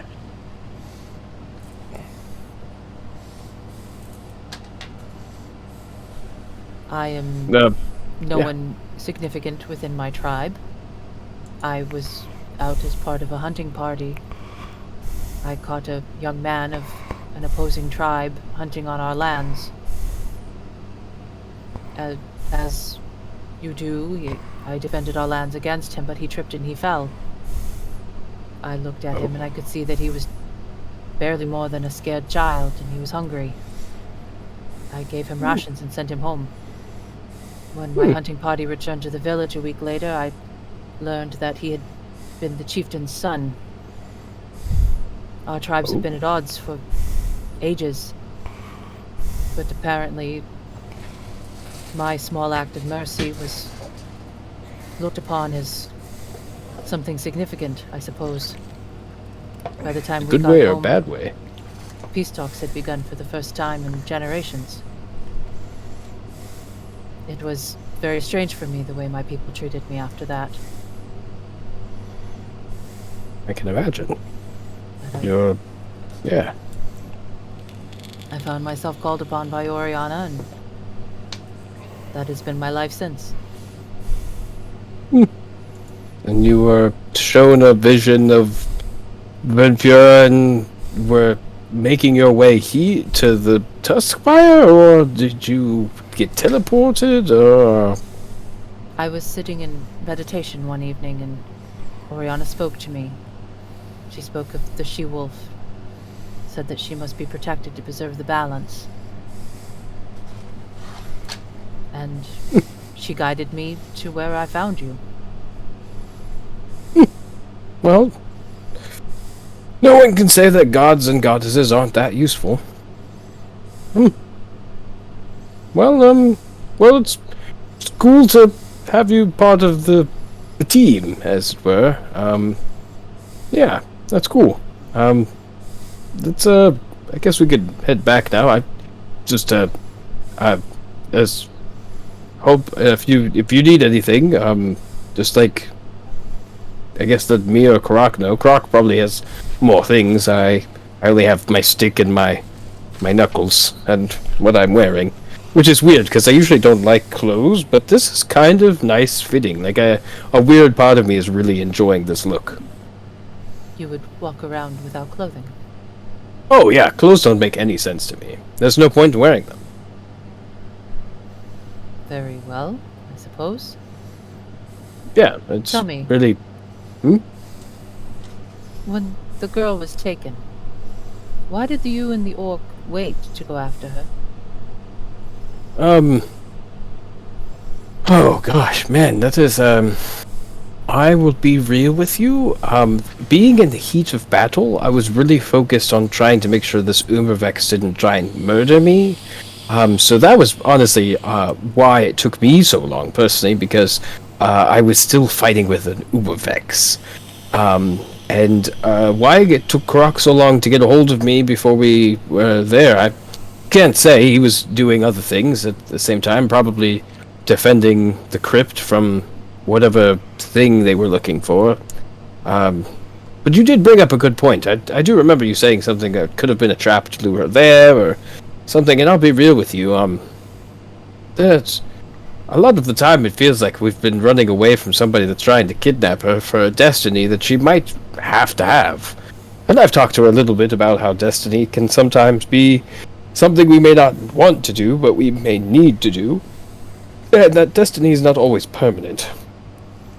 But, How does she feel about that? well, let's see.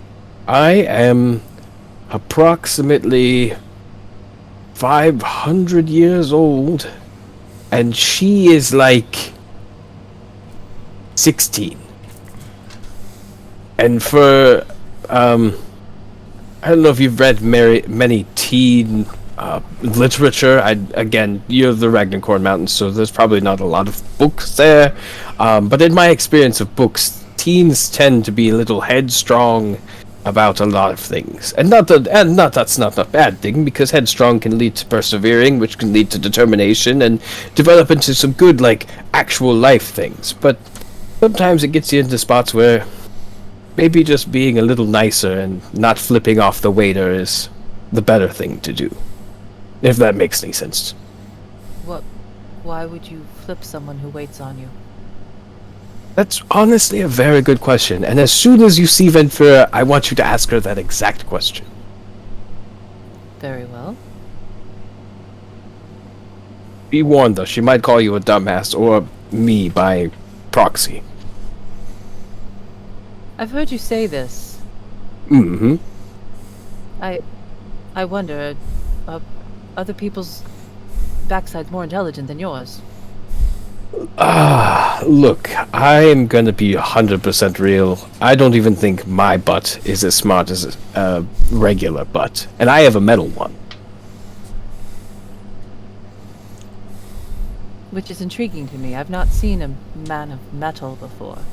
Oh yeah, yeah. I mean, he'll do like a little like turn around.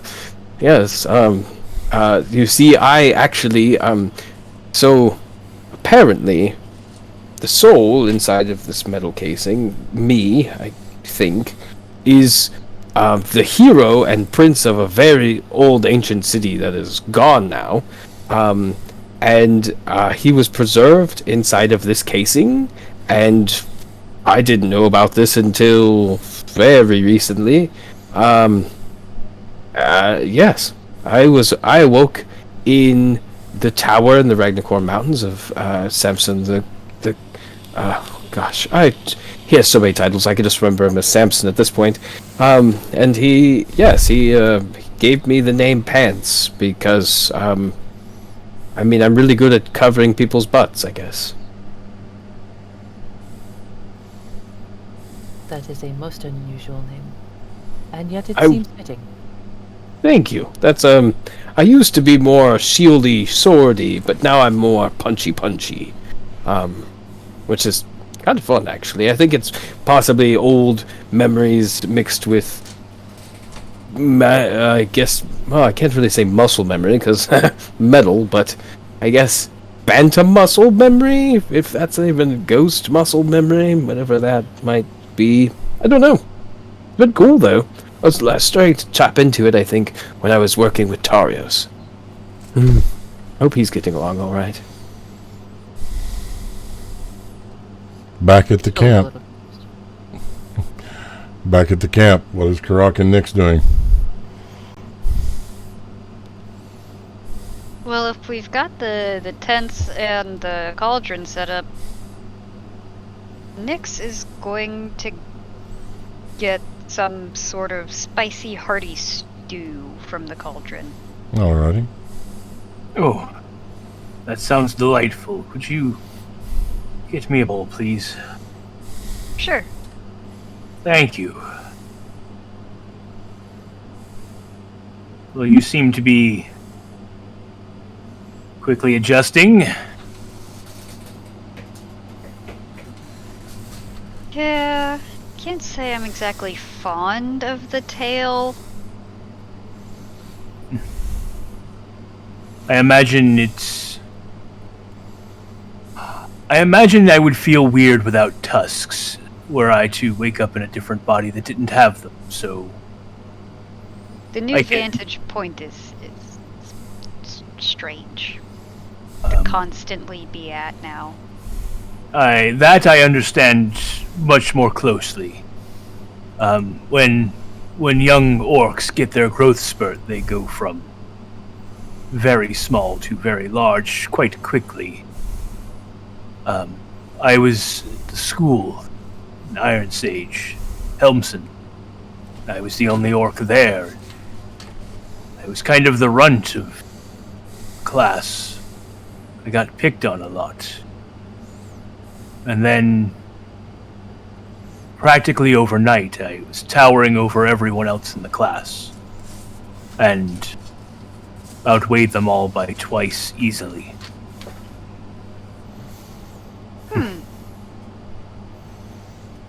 I did take delight in a bit of vengeance, I will say.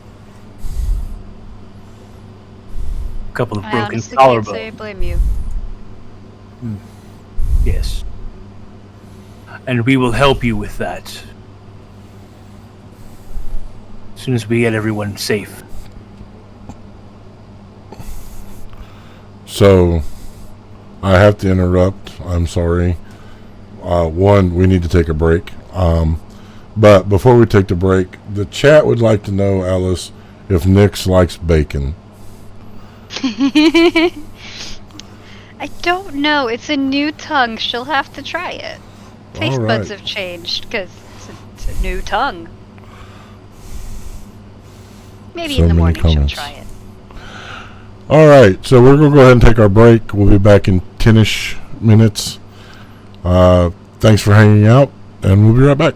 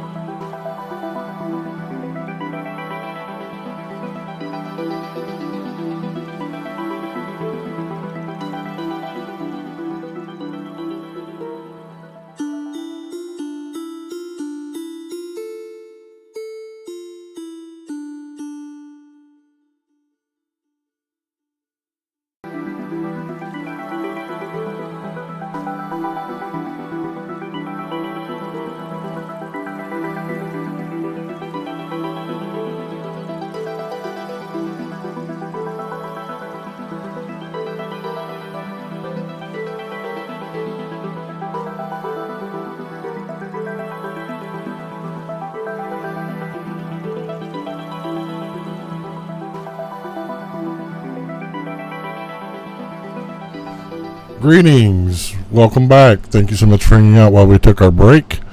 It is definitely greatly appreciated. Took us a little bit longer than expected because we were having some tech gremlin issues. It wouldn't be Will of the Dice without tech gremlins. Tech gremlins! Oh, so you guys had fought a Shadow Fiend, been sent back to the Lost Isle by Dave. Bless you, Tosh. Thank you. Tosh and Lena had a rap session to learn a little bit more about each other. Nix and Croc had some stew. Had a very touching moment. Now you're all back together. The sun is setting. The night is falling. The breeze from the sea dancing, carrying with it the briny air. What would you like to do?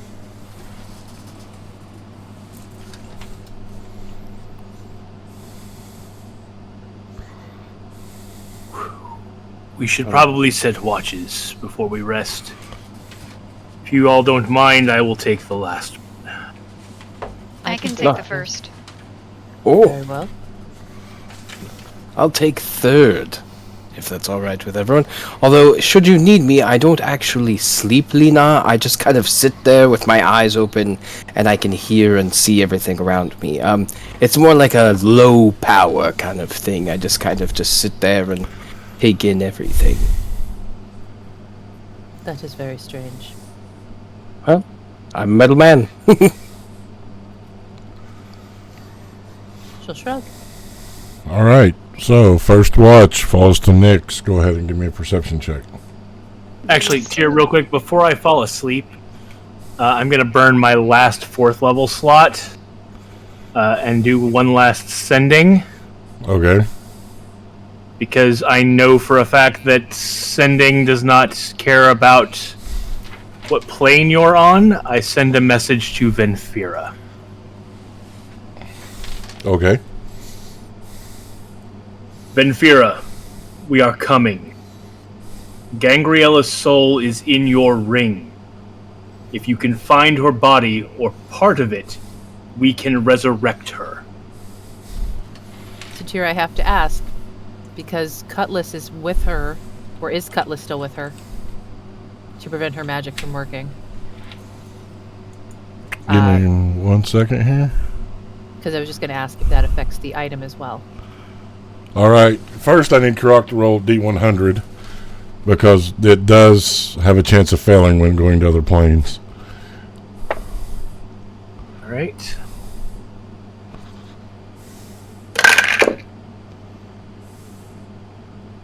Eesh. 90.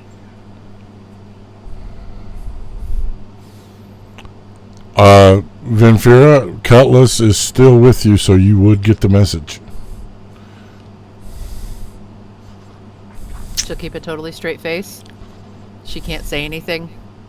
Can't You can respond in any respond way. mentally, though. You don't have to speak out loud. Oh. All right. Just be careful.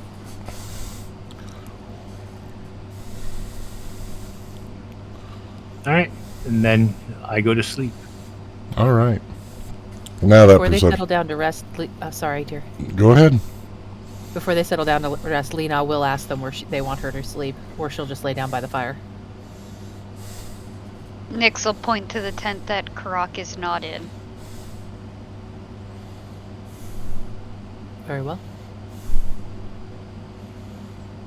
Anything else? Cool. Perception check. Next. 26. Your shift goes quietly. Alright, at the end of it, she'll go into the girls' tent and wake up Lena. She'll get up, stretch a little, grab her weapons, and take her post. All right. Go ahead and give me a perception check.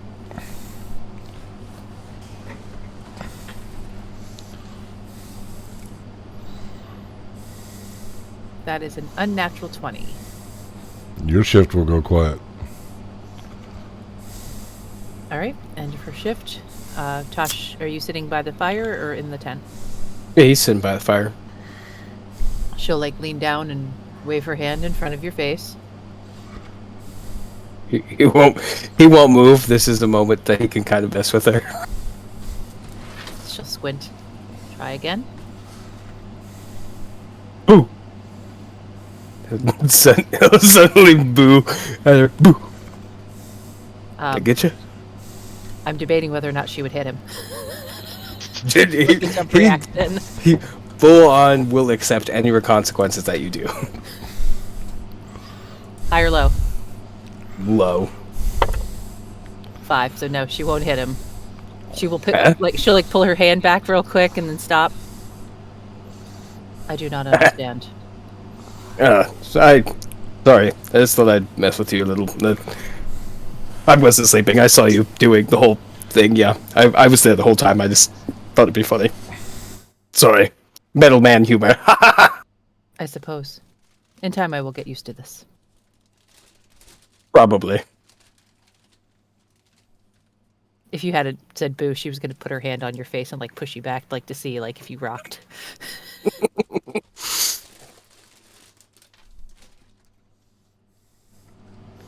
All right, Tosh, perception check. It's a 19. You will hear a familiar voice. How you doing, kid?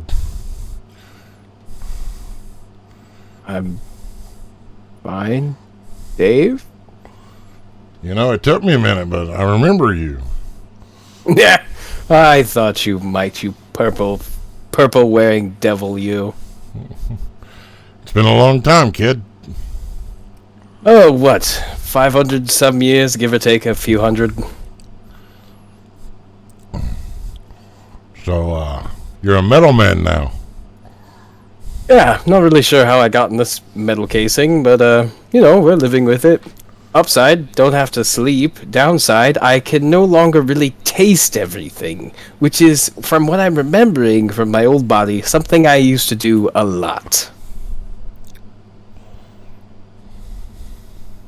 Well, that sucks, kid.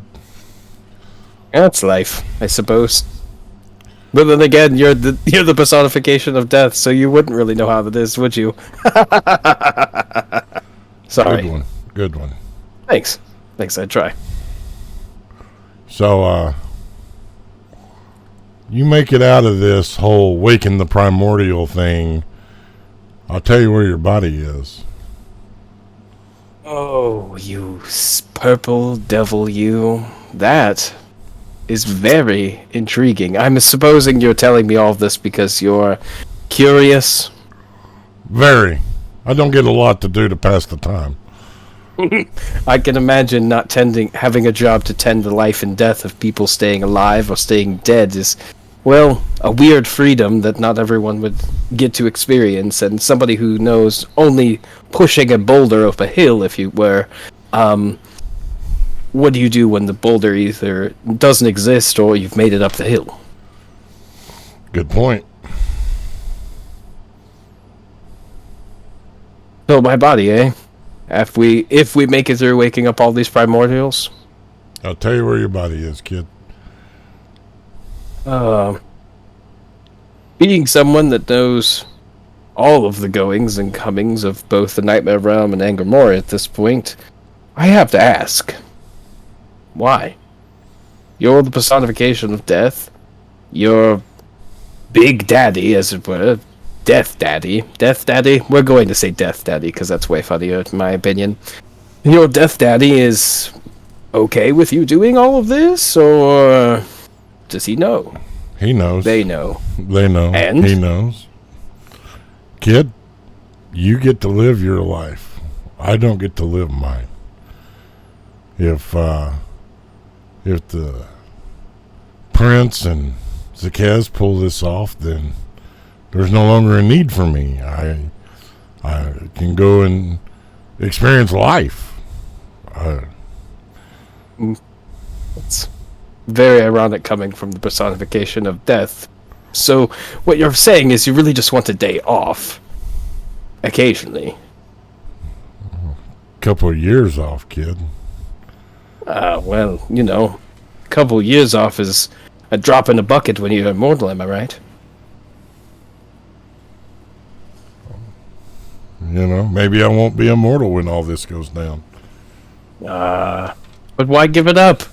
It's your job. You're the personification of death. You want all of this to go away, lose everything? What is it? What's the old adage? What's down here that's worth living for? Up there, or something like that. Maybe once you get the rest of your self back, you'll understand. I suppose it will take me some time to getting used to breathing again. I think that's it's really nice to just not have to worry about anything like that. Eating, drinking, really sleeping. Although I suppose dreaming would be kind of cool. I think I remember how to do that.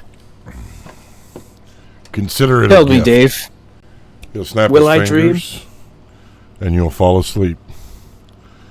You will dream of being Akatosh. So engrossed in the dreaming and the sleeping. When you wake at the end of your shift, there'll be a moment where you cannot tell what is real and what is imagined. Those dreams that seem so real that when you wake scared or elated, exhilarated. And then he'll look at his hands and remember that he's a metal man and be a little sad. And then he'll go wake up Croc. Oh, is it that time already? It is, and if you don't mind, I think I would like to sit up with you. Certainly. You are welcome to. Perfect. I'll get 2 coffees from the cauldron, and he'll whisper over into it, orcish coffee. And 2 cups of coffee. He'll pull out the coffee and hand one to Croc, and he'll sit next to him and sip.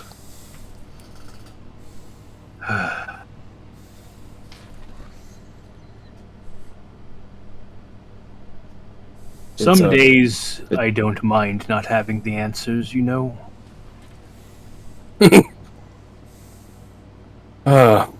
What is it that they say? Something. There's a phrase about that. What is it they say?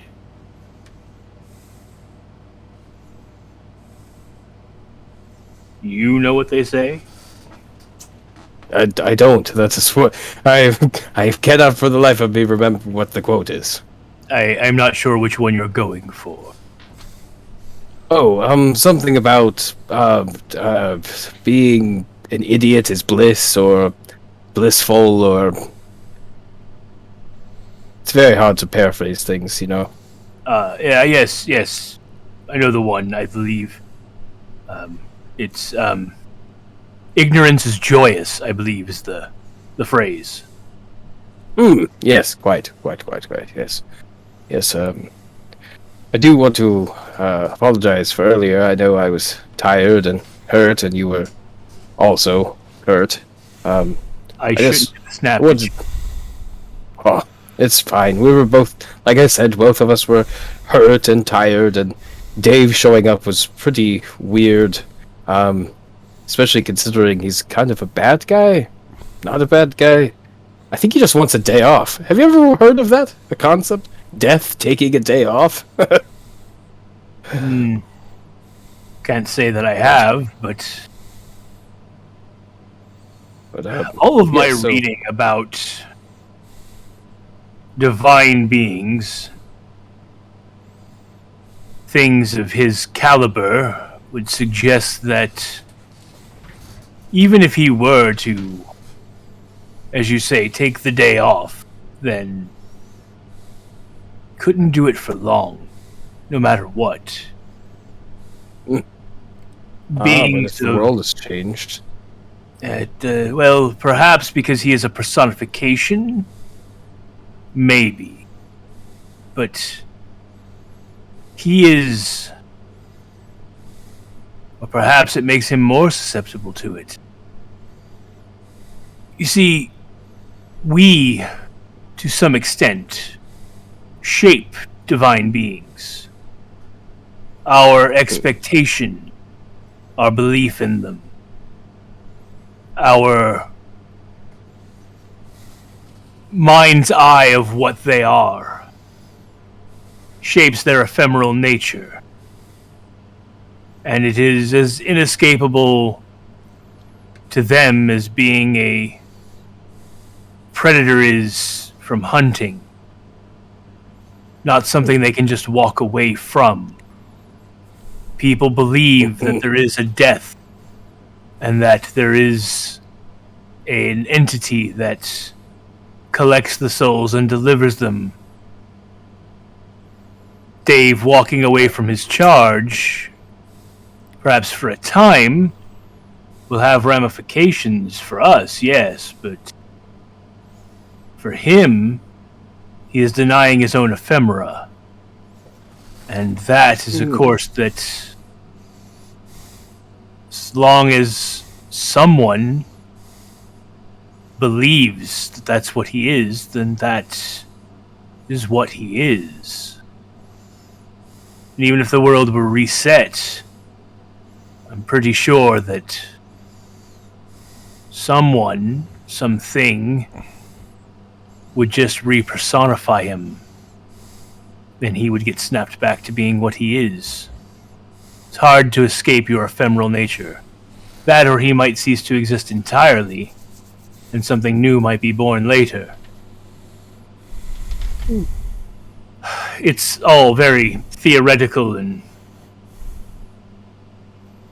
well, we've never seen it happen, so we don't know, but that's what the scholars say from my readings at the school. It's fair. I feel like we've had two ends of the same educational path. Yours being more structured in a classroom, learning how to save and kill people, and mine being more independent, self-study, almost obsessive, with a very weird teacher that is also his dad, kind of, but not really.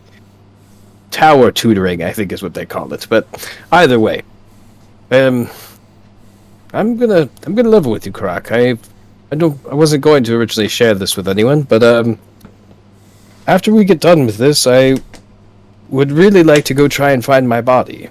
And there's a chance that Dave is going to tell me where that is. He appeared to me while I was sitting out here, and he remembered me, which is funny. He doesn't look any different than when I first saw him. And he's told me if we get out of this, he'll tell me where my old body is. And I'm torn, because as cool as it is to be a metal man, not having to breathe, drink, eat, pee, poop, do all of the necessary humanoid things that people of flesh bags have to wear and worry about. No offense. No, none taken. I would like to know what it feels like to be me again. I understand. It's strange. It's very strange. This part of yourself that's missing is an itch you cannot scratch yet. And I wouldn't. Until you regain that knowledge of yourself and feel put back together, you will always wonder. I understand it. I will tell you that once you are a flesh bag again, you will wonder at how much time you have to spend. That's the thing, is I'm not quite sure if finding my body and going back to it is going to make me feel any more complete. I mean, I am complete now. But will you not wonder until then? Oh, Grok, I have wandered and wondered. Wandered and wondered. My whole being. I feel that it is just an innate thing of my nature that I will always, unfortunately, want more. And I will never truly be satisfied until I have seen either the end of this world as we know it, or the end as I know it. Perhaps, like Dave, that is your ephemera. Maybe. All I know is that I am both excited to know that my body still exists. Sorry, there's so many languages in the world. And also, I just want to say that for not having Common as your first language, you speak it as if better than some of the people I've met that speak Common as a normal language, so well done. I learned very early on that when living among those who are not Orcish, I must always choose my words carefully, because often my meanings are misconstrued, my tone misconstrued because of the innate prejudices against my people. So I always speak carefully when I speak. Fair enough. I do want to say also, though, that should you wish to just speak in your native tongue, whenever, I may respond in what sounds like Orcish, but I feel that my brain is just kind of, well, do I have a brain inside of me? I've never seen inside of my body. Anyway, that's neither here nor there. I'll be able to understand you, as I understand all creatures now. I noticed it when Vinfira said something in, that language she's always saying something in that we never really understand. It sounds like shadowy and hushy and hassy, you know? I believe that is infernal. Yes! Yes, yes. I was able to understand that the other day when she said it, and I was a little weirded out, personally, but yes, I suppose my tongue has all tongues in it now, along with my ears having all tongues in it. I guess that doesn't really work both ways when I'm trying to use that analogy, but I think you understand what I'm saying. Yes, I get the gist of it. And I must say that speaking with you, all of you, I have to be much less careful about my word choices. Though I still fall back into the habit very often. I've just been doing it for so long. This is very fair. But yes. So, and he'll stand up and put his hand out. So, no hard feelings from earlier. We were just both hurt and very tired. Yes. And distrustful and had a lot going on. I will try to do better in the future. And myself as well. And I'll take your hand. He'll pull you into a bro hug. Very good, yes. Cool, perfect. Well, this is odd. I don't usually just power down, but being up like this, it makes me kind of hungry? Not that I know what hunger is, or, well, maybe the memories of hunger. Like the whisper on a wind. There is a phrase in Orcish. It does not have a equivalency in Common tongue, which I always thought was a shame. Oh. I should be able to understand. I say the word in Orcish. The closest that it would come in an approximation in Common is "your mouth is lonely." It is a phrase that we use for when you want something to eat but aren't actually hungry. That's a good phrase. Isn't it, though? And weirdly, I knew exactly what you meant when you said it. That's, again, very strange what this new brain of mine is doing. Tongues and ears and tongues. Or is it moons and suns? Would you just stop saying that? It conjures mental images that I don't need. I'll definitely be staying up now. Oh.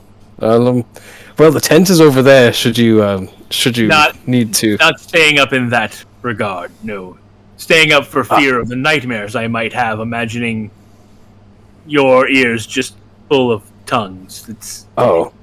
That is a very wiggly image, isn't it? Stop. Just stop.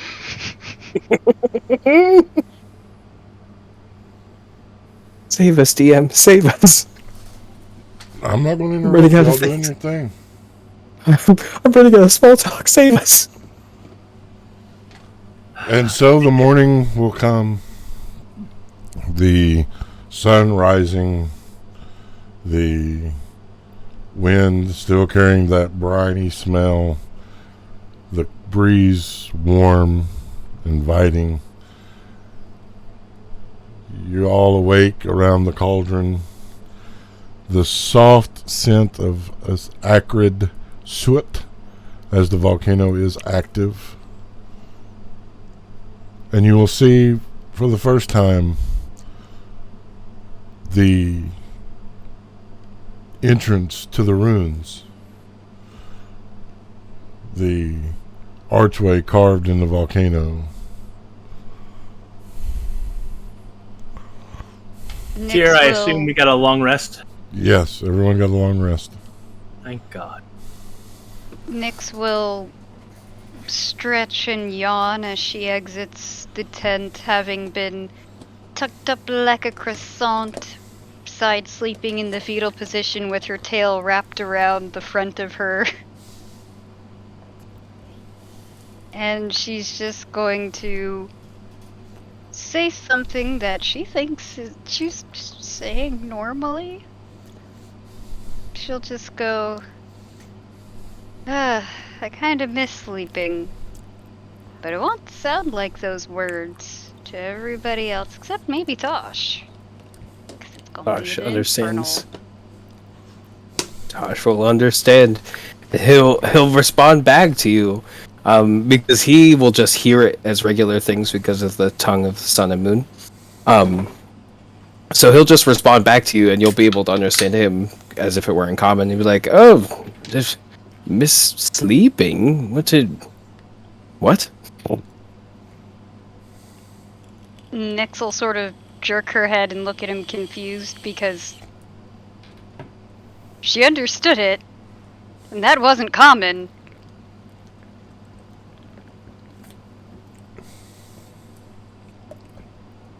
What's up? You look very confused.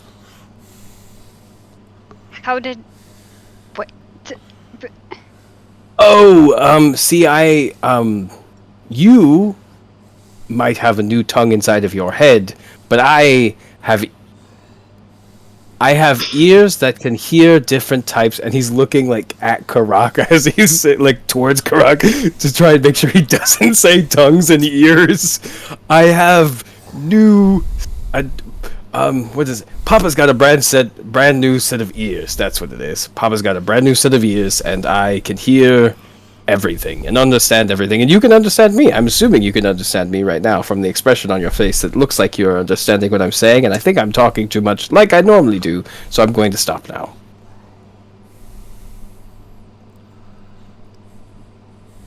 She's going to pause for a second with her finger in the air like she's about to speak. That she's gonna make sure that she's speaking in common and go, "How did I understand you? That sounded like what Venfira says when she's casting her angry." It's still whatever language you speak in, he's repeating back to you in. So he'll be like, because again, I don't know how your tongue is making the hissing sounds of Venfira's language usually, but again, Papa's got brand new ears and a new tongue apparently. Nyx, if I might. Tongue, Dudo. God damn. Speaks 4 languages. If I might, you now carry in your blood an infernal heritage. So it is the natural language of tiefling kind to understand and speak infernal. In Infernal, she's just gonna go, beans. Try speaking in Gnomish.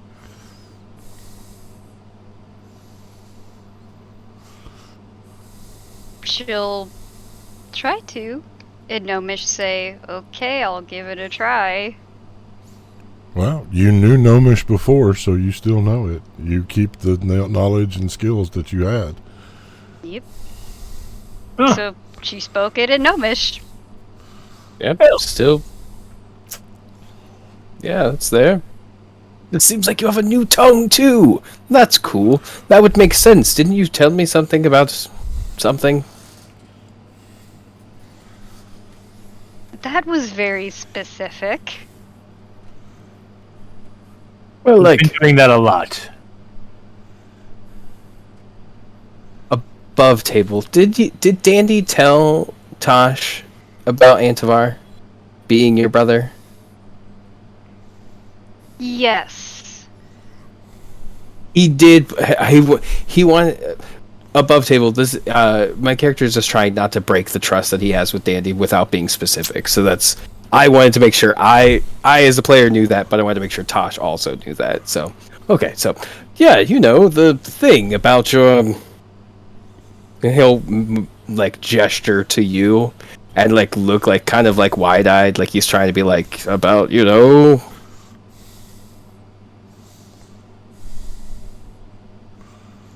Give me an insight check, Dandy. Or Nyx. I'm surprised he's not just saying it in Infernal. Right? He can't speak that language. Oh, he yeah, he can't knowingly do it. He can understand it, and anybody can understand him as long as they speak a language. But he doesn't inherently know Infernal. Gotcha. 13. I don't even have to look at my sheet. I'm going to say that's enough to get the gist. Oh. Okay, what about it? Well, I didn't tell anybody that, but that would make sense if you know Infernal and you look like this.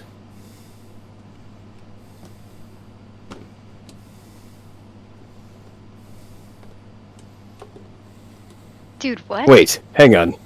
I'm so confused. Wait, he's not a. Hang on. For a sec.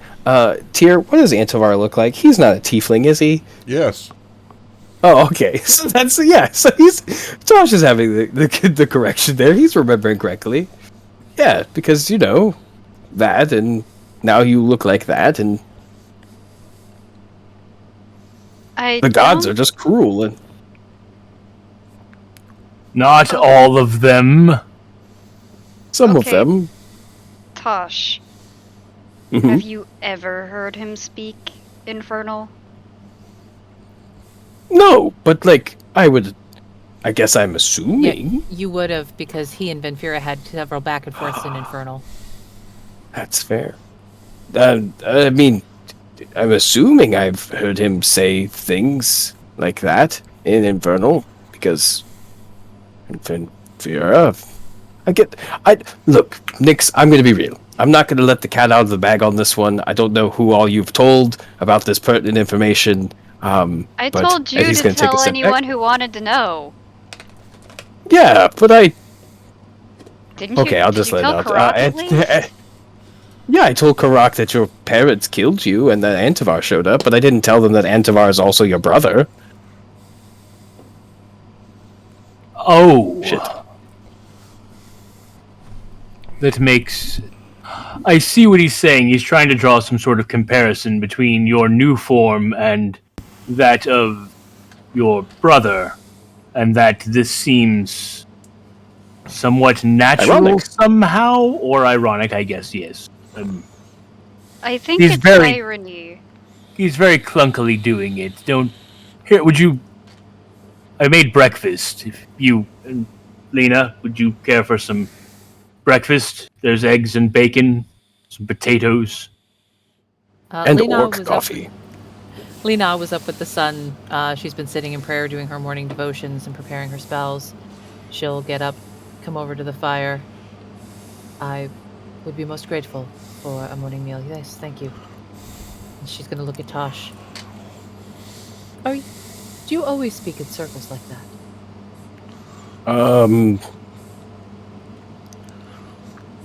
In order to understand recursion, one first must understand recursion. So, yes? He Very doesn't good. actually always speak in circles. It's just when he's flustered, it gets a lot worse. I see. And sometimes in triangles and squares and octagons occasionally. I've seen him talk in a rhombus once. She's going to look at Nyx. Has he been hit in the head many times? Yeah. So many times. I've heard of this sometimes causing issues. I think it damages the programming. Nyx, Hmm? what was it that you wanted me to ask Lammergosh last night? Oh, if the Prince of Angramora has a trophy of part of Yes. God, what is her name? What is her name? And then she'll Gangriella. say Gangriella in Infernal. Ah, no, that's Gangriella. Yes. Just sounds yes, more natural that way. I will ask. I did ascending just before I went to sleep last night to Venfira to let her know we were coming, and told her what we had learned so that she can perhaps begin looking for Gangrela's body. But yes, I will ask. I've also got to figure out. Sure is going to be better, yeah. I also have to figure out how to properly word the question. Dave implied that a foci for getting to Angramora is here somewhere. And I need to know if it is specifically in the volcano or if we have to wake all of the gods in order to be able to do it, because Dave was very ambiguous. He said you had to accomplish your task. What is your task here? Waking the four primordials. She'll wiggle four fingers. And it sounds to me like perhaps that is what must be done first. That's what Dave said. I don't completely trust him, though. I'd prefer to hear it from the lips of my deity rather than him. That is understandable. I certainly can't blame you. Then Nyx will go and get some bacon. Does Nyx like the bacon?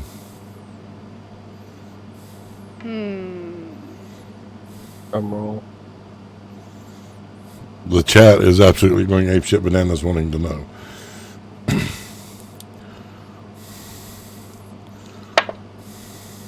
She likes it. She likes the bacon, folks. It's good. Well, the more things change. She likes The it more they a little never bit leave. more than she used to. She might not even throw it at traps anymore. I'm not sure that's how that phrase goes. Regardless, I am going to take a few minutes to pray and ask some questions. And then we should think about getting going. I look around. How far away is the nearest large tree? There's no trees. You're at the base of an active volcano. There's very, very, very little vegetation. It is just stone and rock. It's going to take Zaraj some time to get here. But I fear we cannot wait. The mainland from the volcano island. About a day. we can't dawdle. Hopefully she'll be able to catch up to us. She knows where the ruins are. She knows that's where we're heading. Alright, give me a few minutes, and I'm gonna go set up my ritual. Alrighty. Take 10 and commune. Once again, that inner peace will drift over you, that solace that comes with the presence of Lemergosh, as you find yourself once more in this communion.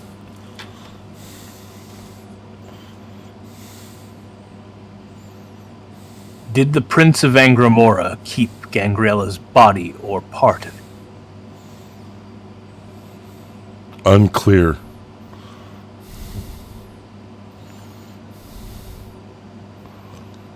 So we can't help Vinfira.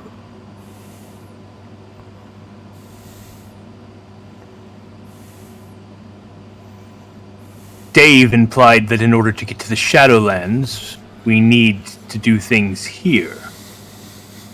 Is there something I can use as a foci to shift us to Angramora within this volcano? No. Will waking the four primordials provide us a path to Angramora?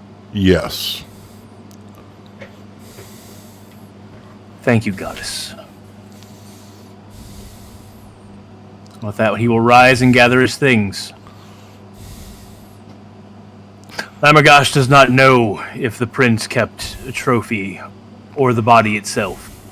It's unknown.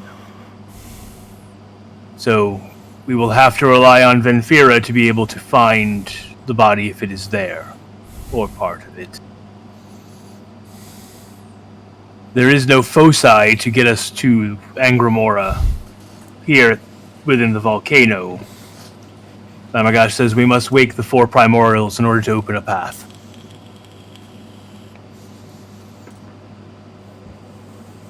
So, I guess we go into a volcano. Words I never thought I'd say.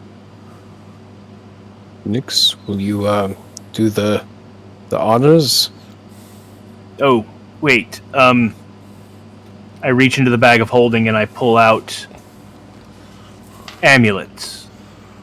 Oh no, I'm sorry, we got potions, not amulets, right? Yeah, that's right. Potions. Yes, I wrote those down. I pull out... I give each of you 2 potions. Got them in my inventory. Of fire resistance. They last for 1 hour each. I would suggest that we wait to take them until we start to feel the effects of the heat. And perhaps I can come up with something else if we need it.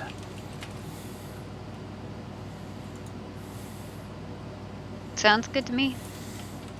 All right. Let's be about it then.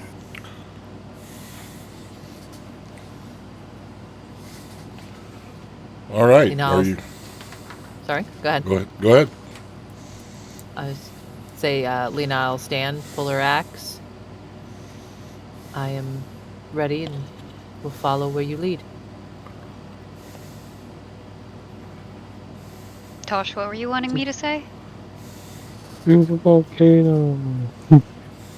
Tosh will say it very quietly, to the volcano, because now that Dandy is gone and Nyx is here, he's like, but you did the thing, and then nobody did it, so he does it quietly to himself. To the volcano.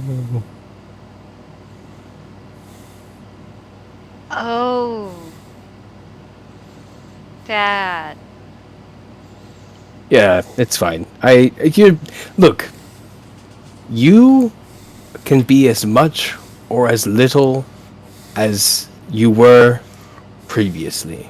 It's truly up to you. You are your own person, and you are basically a new person. Well, kind of, but you understand what I'm trying to say. Like, you don't have to carry over everything else. To the volcano. Show thumbs up. It is kind of our official setting off. Marks No the pressure, beginning of the like- journey. Yes. Let us No pressure. to the volcano. Okay. So when you enter the archway, you will find yourself in a chamber. The room is rectangular. It is 15 feet wide, 15 feet long, 10 feet wide. At the four corners are androgynous statues looking upward, each holding a bowl. In each bowl, it will be fire dancing. The air here is warm.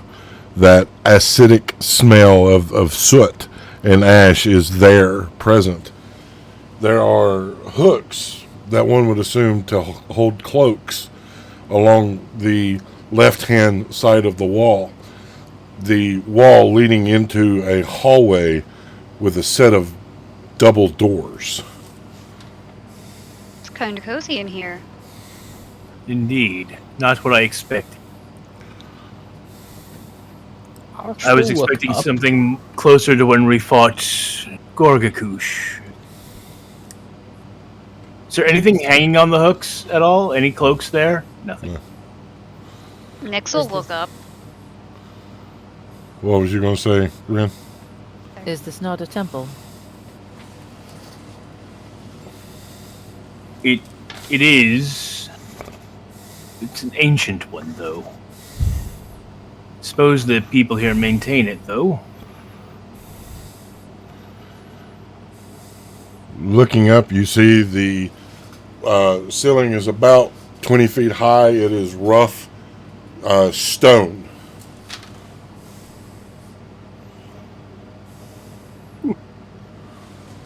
Well, strange for statues to be looking up and there not be anything on the ceiling, but I'll take it. This feels like a waiting room or a prep room for, like, the big deals. Oh, preparations. Yes. Why didn't I think of that? Good call, Tosh. Everyone gather around for a minute or 10. I take 10 minutes and ritually cast Death Ward on all of us. Okay. Mass death. Oh, Now we Oh, may thank proceed.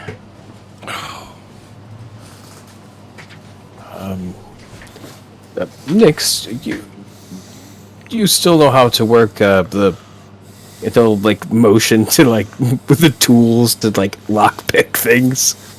Yes, I still remember how to be a thief. Okay, again, it's no pressure to be old you. It is the new you or the same you, or it's still you. Anyway, he'll just point to the double doors. Doors? Nix is gonna check for traps on the way to the door. All right, give me an investigation check.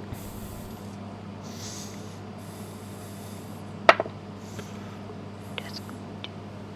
And the investigation is 26. There are no traps. What? There are no traps. Okay. She'll test if the door's locked. They are not. Ooh, so difficult. She'll sarcastically but playfully say, and open the door. Opening the door, you will find yourself looking at another 10 feet of hallway. This time, on the walls are incense braziers on chains. There's 3 on either side and another set of double doors.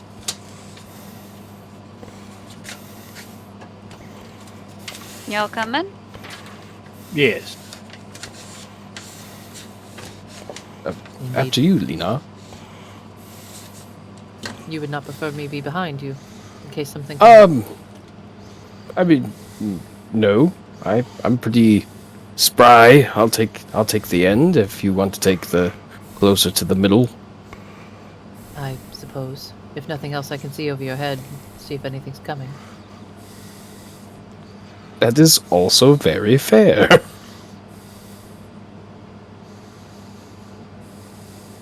Nyx will look for traps on the way to the next set of doors. Alrighty.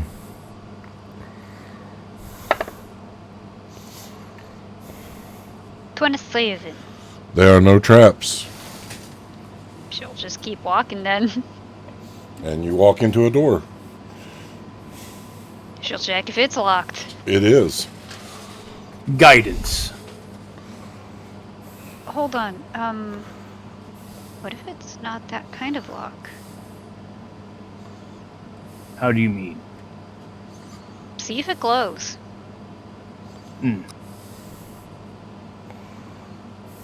I thought you were going to say something like a lock with an H or something.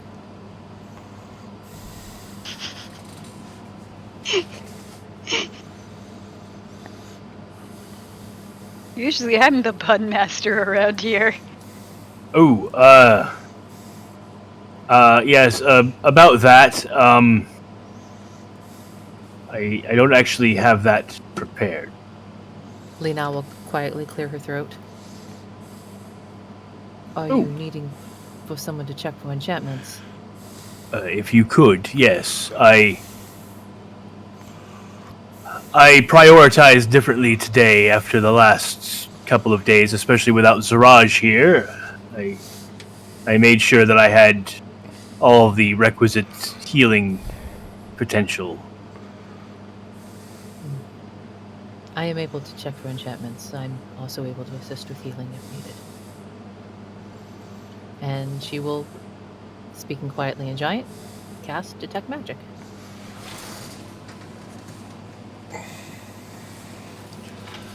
The area around you, your eyes will take on a blue shimmer.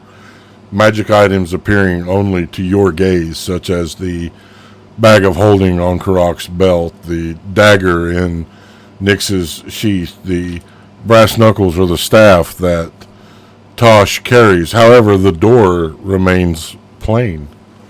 Also, my great axe. She will look around for a moment. There is no enchantment on the door. Okay. By the way, Tyr,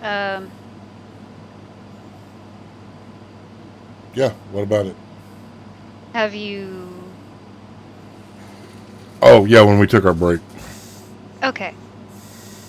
Just wanted to make sure, because it was a little past 11. Yeah, when we took our break, I did that. Good job.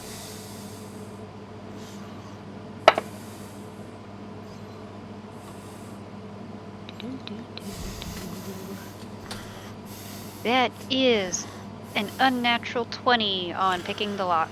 The lock is easily picked.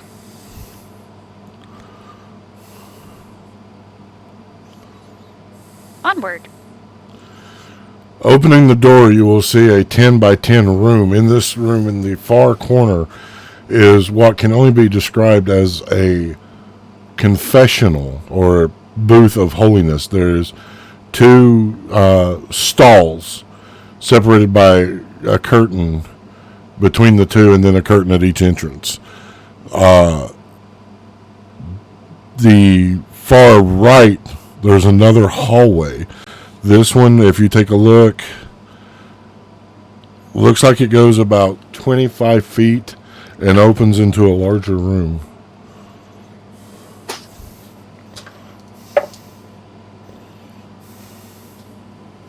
Nyx This will... is- Oh, go ahead.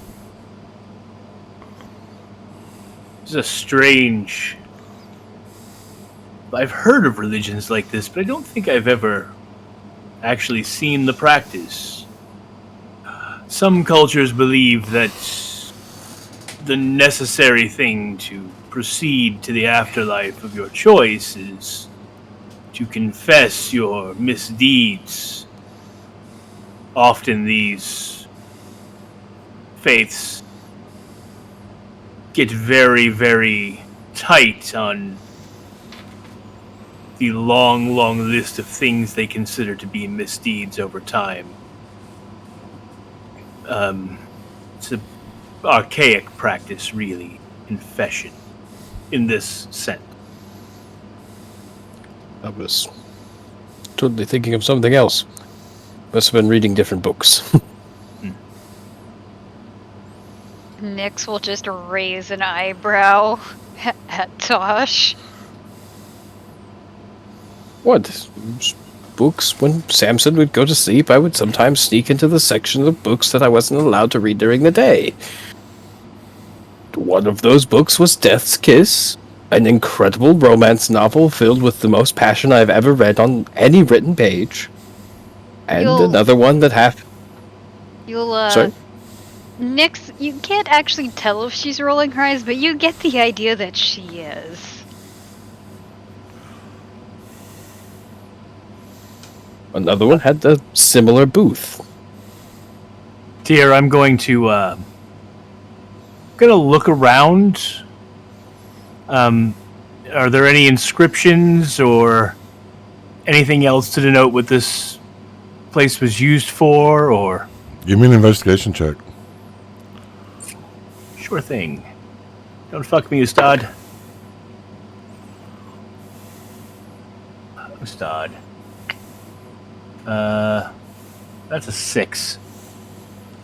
The only thing you see is a series of intricate geometric patterns that within each one has the symbol of fire decorating the walls of this room and going down the long hallway that you see.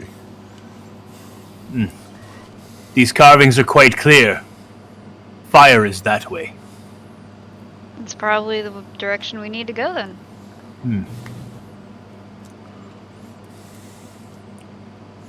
Nyx will cross over to the hall on the far right. All right.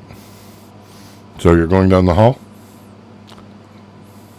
Yeah, why not?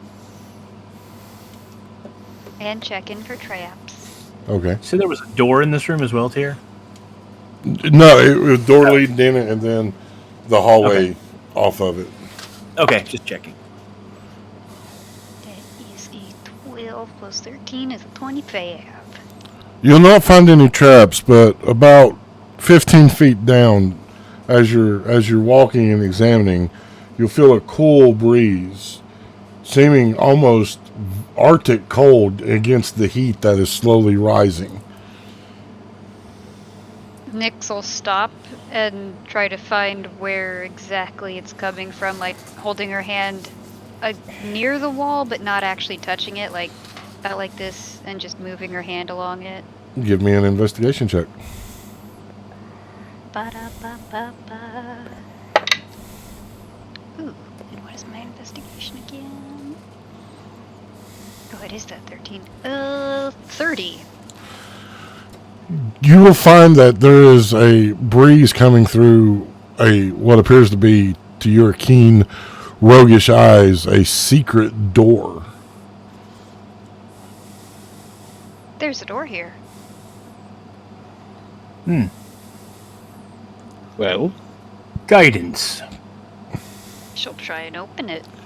Give me a sleight of hand check. Don't forget the D4. Which I didn't roll when I picked the lock. I noticed. I was going to remind you this time if you didn't. Okay, 18 plus 9. 27? The sound of stone grating against stone as the door slides inward several inches and then slides to the side. You see a small 5-foot hallway with a room. Inside this room is an altar, and on this altar is a chest of gold coins. There is a cool breeze, almost feeling Arctic against the contrast of the heat that is rising. Nyx, What? that seems Something you must know about these archaic religions, the ones that utilize confession as a means to keep the people invested in the church. They often saw temptation as a great evil that must be avoided at all costs. In a place of heat, where one is to suffer the fire in order to pray, a cool place full of wealth seems the exact sort of temptation they would leave. We must be very careful here. Nix pulls out a small piece of bread and chucks it at the treasure chest. It lands on the floor with a...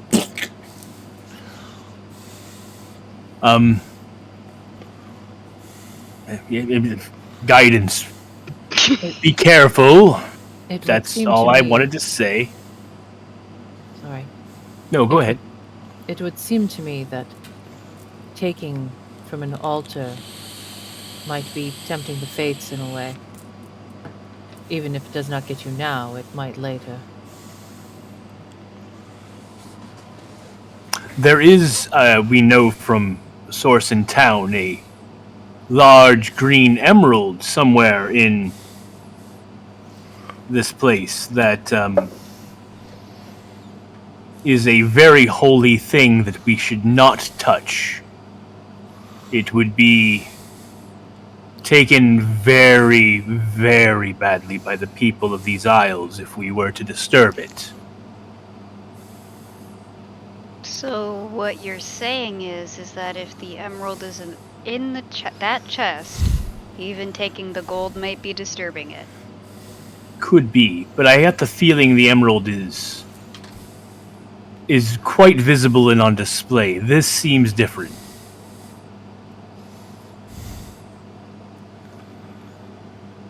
Weirdly enough, Nix will look at Tosh for his opinion.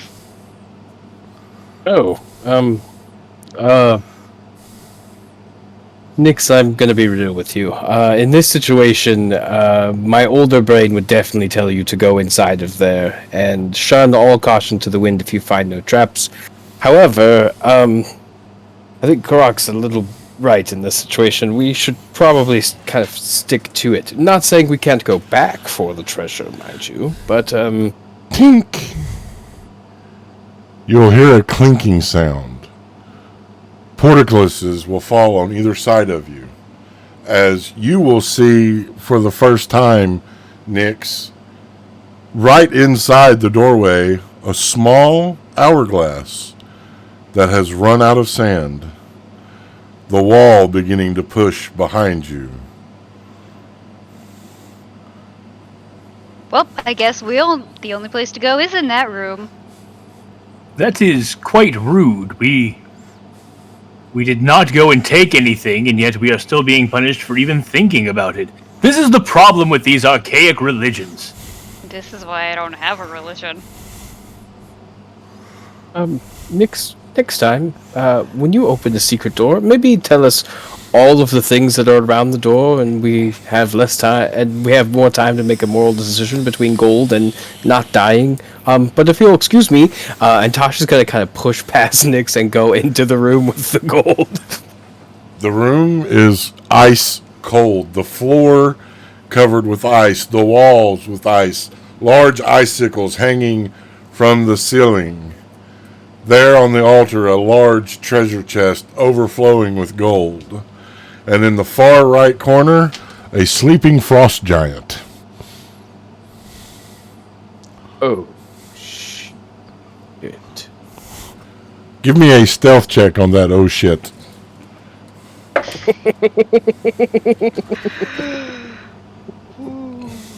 I love that. That's incredible.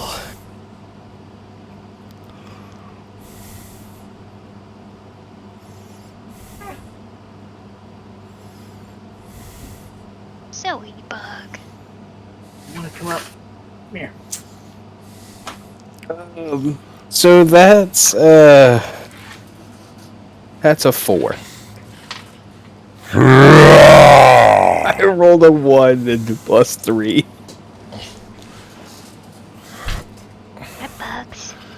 The frost giant, hearing the words, its eyes snapping open. Intruder! Standing, grabbing its big axe, stomping forward, the ice cracking. I need everyone to roll initiative and join me in Owlbear Rodeo. Uh-oh. Can't blame me for that one. Oh, that's so good. How big is the frost giant? 1 second. Let's see. They are huge creatures, so it's bigger than Lena. I'm just curious, getting a visual here.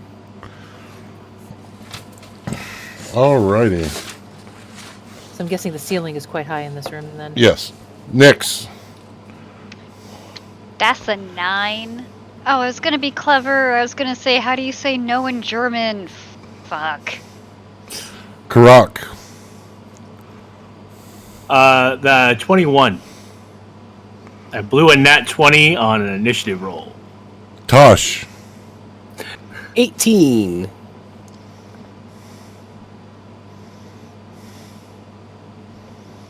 And Lena.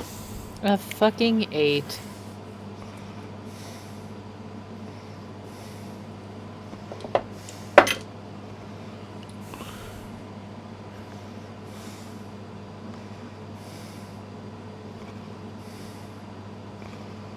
All right, Croc, you're up. Let me grab the battle music right quick while you're figuring out what you're going to do.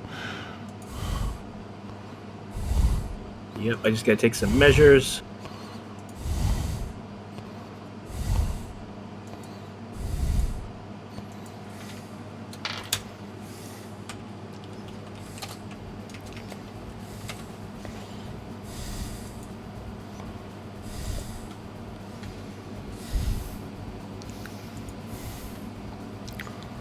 Yeah.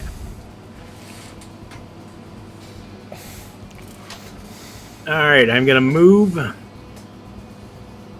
to there. Drawing my axe, and I'm a swing on a frost giant. All right.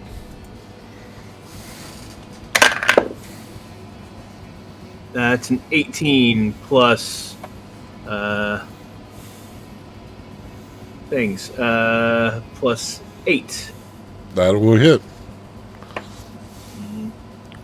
That does 2 of these. And I think...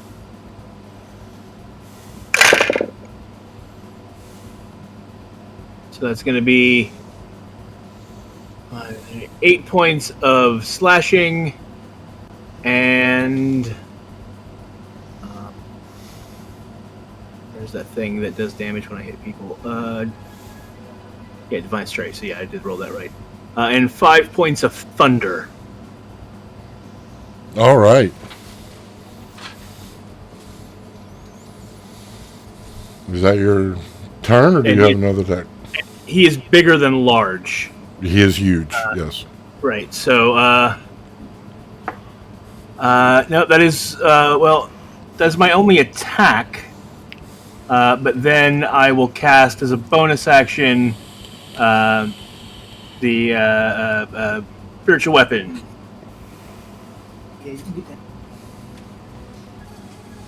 And we will put the spiritual weapon, over here, I think. And Okay.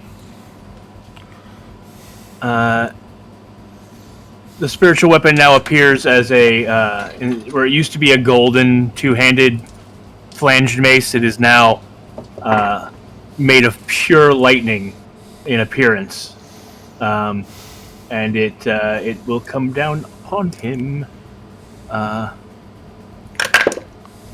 or attempt to. 9 plus 11 is dirty 20. That'll hit. And spiritual weapon does for 7 plus 5 is 12 points of force damage. All right. Tosh, you're up. All right. Tosh is going to shake his head, step up the 10 feet towards the wonderful frost giant, pulling out his quarterstaff, and begins to spin and make attacks. First attack with his vicious quarterstaff. That's a 10. That will miss. Very cool. Does he get advantage for flanking? He's not flanking. You got to be directly across from each other to flank. Okay. He's just Second slightly attack. off. A 26. 26 will hit. All right. That will be for 4 magical bludgeoning damage, and then I'm going to spend a key point to do Flurry of Blows Okay. as my bonus action. So here comes the Flurry of Blows. Da-da-da. Make sure this is the same. Okay, it's the same roll. So Flurry of Blows. First one with the knuckle. That's a 12. Misses. Second Flurry of Blow with the knuckles. Oh, keep rolling. I'm going to spend 3 key points to try and focus the aim, which will give me +6 to the roll. Hang on here, I went the wrong way. Which will bump that up to a 17. 17 hits. Hell yeah. Give me 1 second to get rid Here, of my you key didn't put points. the owlbear up for the audience. Sorry, guys. Okay. I will roll damage here in just a second, as I will also wish to... 12, puts that down to 9 here. Sorry, app goes so slow when I'm removing things. So I'm also going to spend... Oh, I don't have to spend a key point for that, so that's cool. I'm going to impose, since I hit with one of my Flurry of Blows, he needs to make a dexterity saving throw DC 16, otherwise he is knocked prone. All right. You said Dex? Correct. DC 16. So He'll take 6... Sorry? go ahead. It's for that, damage is 6 magical bludgeoning damage as well. All right. And he will fall prone. Sweet. He just knocked him. They probably came in, spun, missed, smacked him with one, tried to go for a kick, and then finishing out just knocking him straight in the kneecap so that he'll fall. All right. Cool. Want to give a shout out to Quiet Tornado right quick for this awesome map. Thanks, Quiet.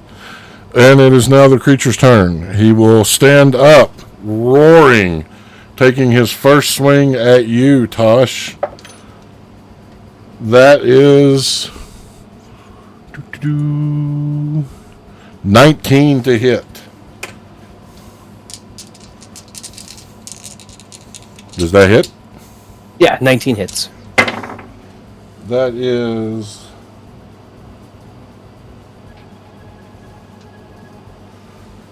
28 points of slashing damage.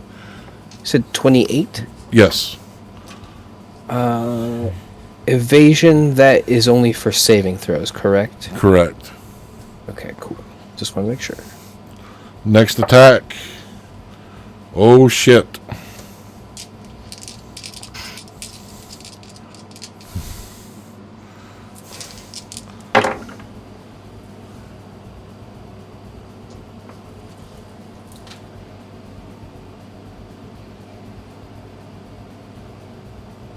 Scared of the damage.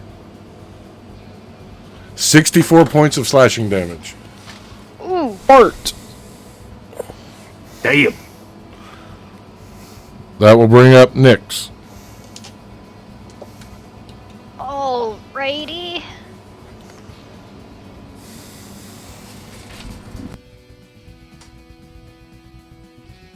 Nyx is going to flank with Croc. And go for that good old stibita stab with her rapier. Alrighty. One of them was cocked. Hold on. Yeah, it doesn't matter. The other one was better anyway.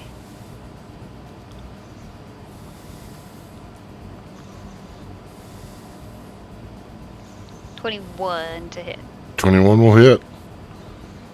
Get ready. Make sure you roll your sneak attack damage along with your regular.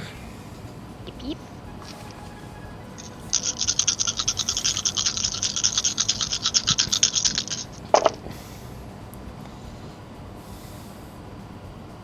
Two, 4, 6, 8, 12 damage. And she's gonna bonus action take the last of her movement to disengage about 5 feet. So how much was it? 12? Yes, damage was 12. Alright. Disengaging after the stab. That will bring up Lena. All right. Lena is going to move in, basically in between where Croc and Tosh are. Pretty sure that was with I will call that flanking with the spiritual weapon.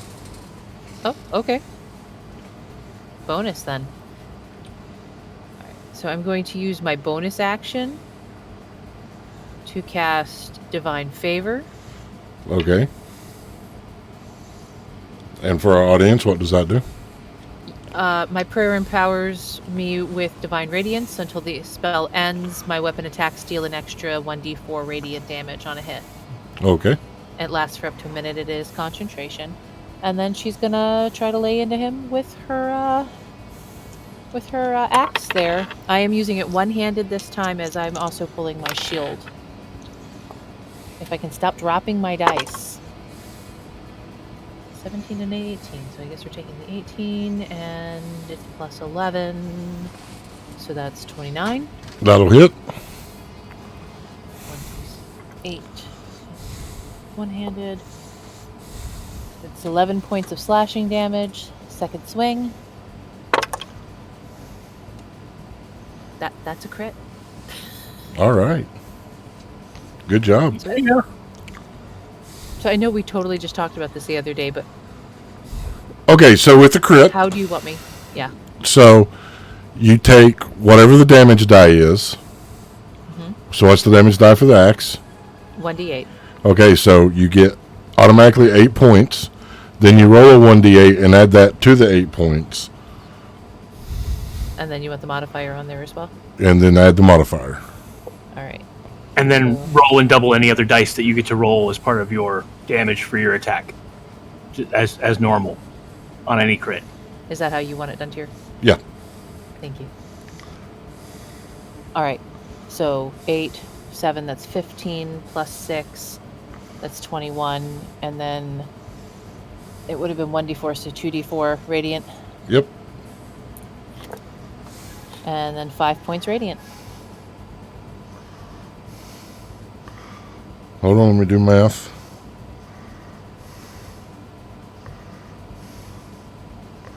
Alright. Is that your turn? That will be my full turn. Alright, that'll bring up Croc.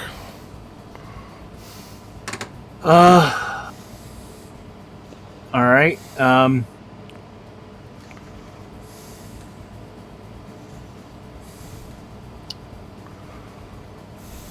Do I need to touch him to do that? I do.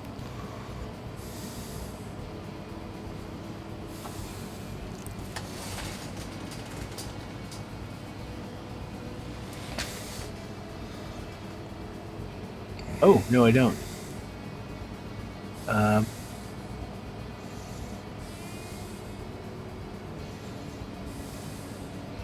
Yeah, so I'm gonna pop a step. I don't know. Let me. This guy's huge, right? So Yes. we're basically fighting his legs. Correct. So can I see Tosh? Between his legs? Yes. Cool. Then I don't have to move.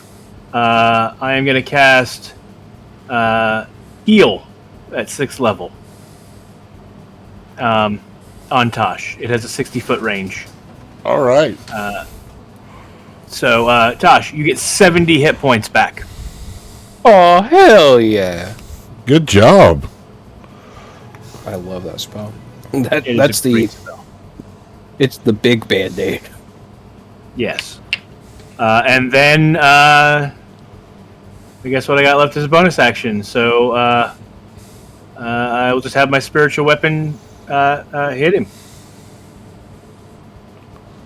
If I can not drop my die. Ooh! Nat 20. Nice. And spiritual weapon damage is way back up here at the top. D8. So that's so he takes 16 and 5 is 21. 21. Yes, 21 points of force damage. All right. He's looking hurt. Is that your turn? Yes. Tosh, you're up. Let's see if we can keep that pain train rolling. He is gonna swing at him with his quarterstaff. First swing. That.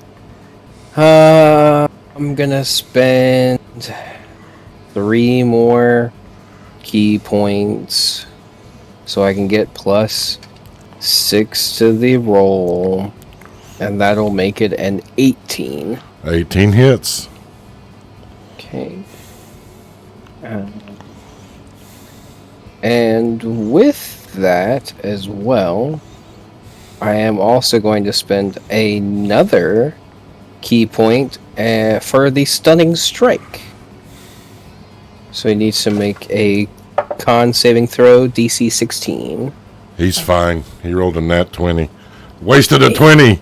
Damn it. Woohoo! That's okay. It is so.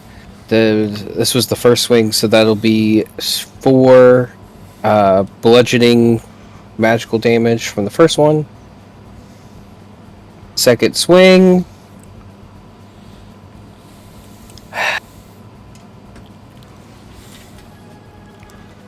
Is a nat 1. Oh. No. Let's see what the Cat Panda. fates say.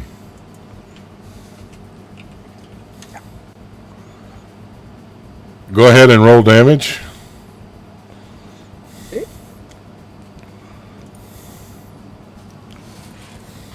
Eight magical bludgeoning damage.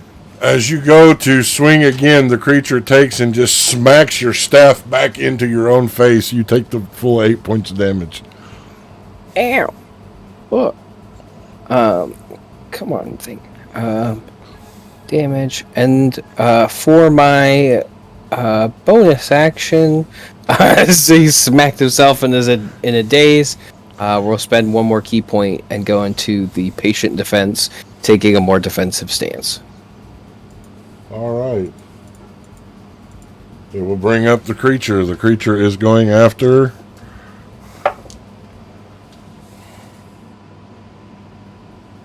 Croc. Bring it, big boy. 22. That'll hit me.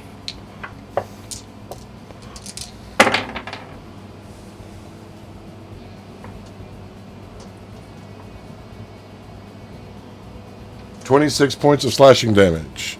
Second attack.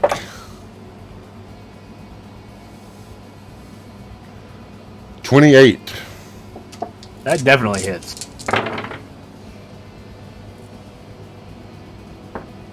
Can I use my interception reaction to half his damage? Or not half, it's 1d10 plus 5, I think. Okay. Reduce his damage. Go ahead and reduce the damage. That'll reduce his damage by 12.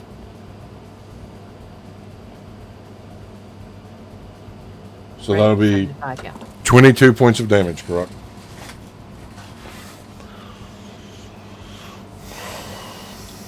All right. And And that will bring up Nyx. Wait. Reaction. I need a dexterity save, DC 18. Oh, I think he's going to fail that. Dex, yeah, he fails. He takes 9 points of thunder damage. All right. He's looking hurt. Nyx. Alright, just making sure that I'm not muted. Nyx is going to saddle up to him again, and again go for that stibidus stab.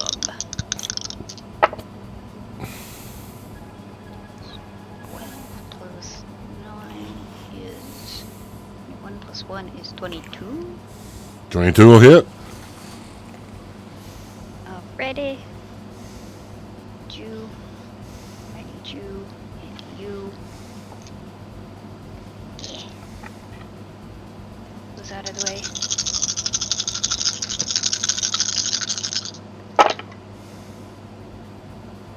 Okay. 8 plus 4 is 12. Plus 6. 18, 26, 30 damage. You're taller than you used to be. You're still agile and nimble, but you're a little bit taller. And it's that height that allows you to stab right into that femoral artery in the thigh. The creature groaning in pain as blood begins pouring out. Already weakened from the damage that took, it will fall to his knees, looking at you in disbelief that such a little creature could be its undoing before it falls dead, undone by a single stibbity stab. Woohoo! And this is where we're going to pause for the evening.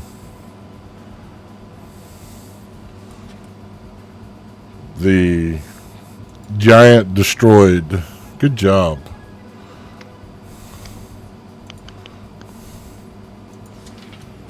Oh, good job, guys. I hope that you all had as much fun as I did tonight. Oh, it was blast. I want to thank you guys for playing at my table. It's always a pleasure having you. I want to thank the audience for being here to hang out with us while we do this. We love having you along for the ride. Oh, excuse me. Let's go ahead and remind people who we are, where they can find us, about our other stuff, and get out of here. Hey everybody, I'm Ren Matley. I was the voices of Lena and Venfira tonight. You can find me on Twitter at Ren_Matley. Hey everybody, it's me, Patrick, the voice of Tosh. And you can find me on Twitter at PeculiarPatrick.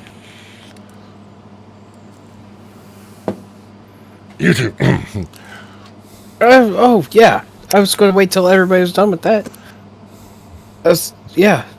Also, if you so happen to, miss this live stream, or you just, like watching our videos obsessively for some reason, which would be really cool if you were doing that, you should go to YouTube and go find our YouTube page, Will of the Dice, and go watch them. Or tell your friends and be like, hey, I know you weren't with me on Saturday or Sunday, but you should really go watch this show because it's really cool, and the people are really cool, and they're kind of really hot sometimes.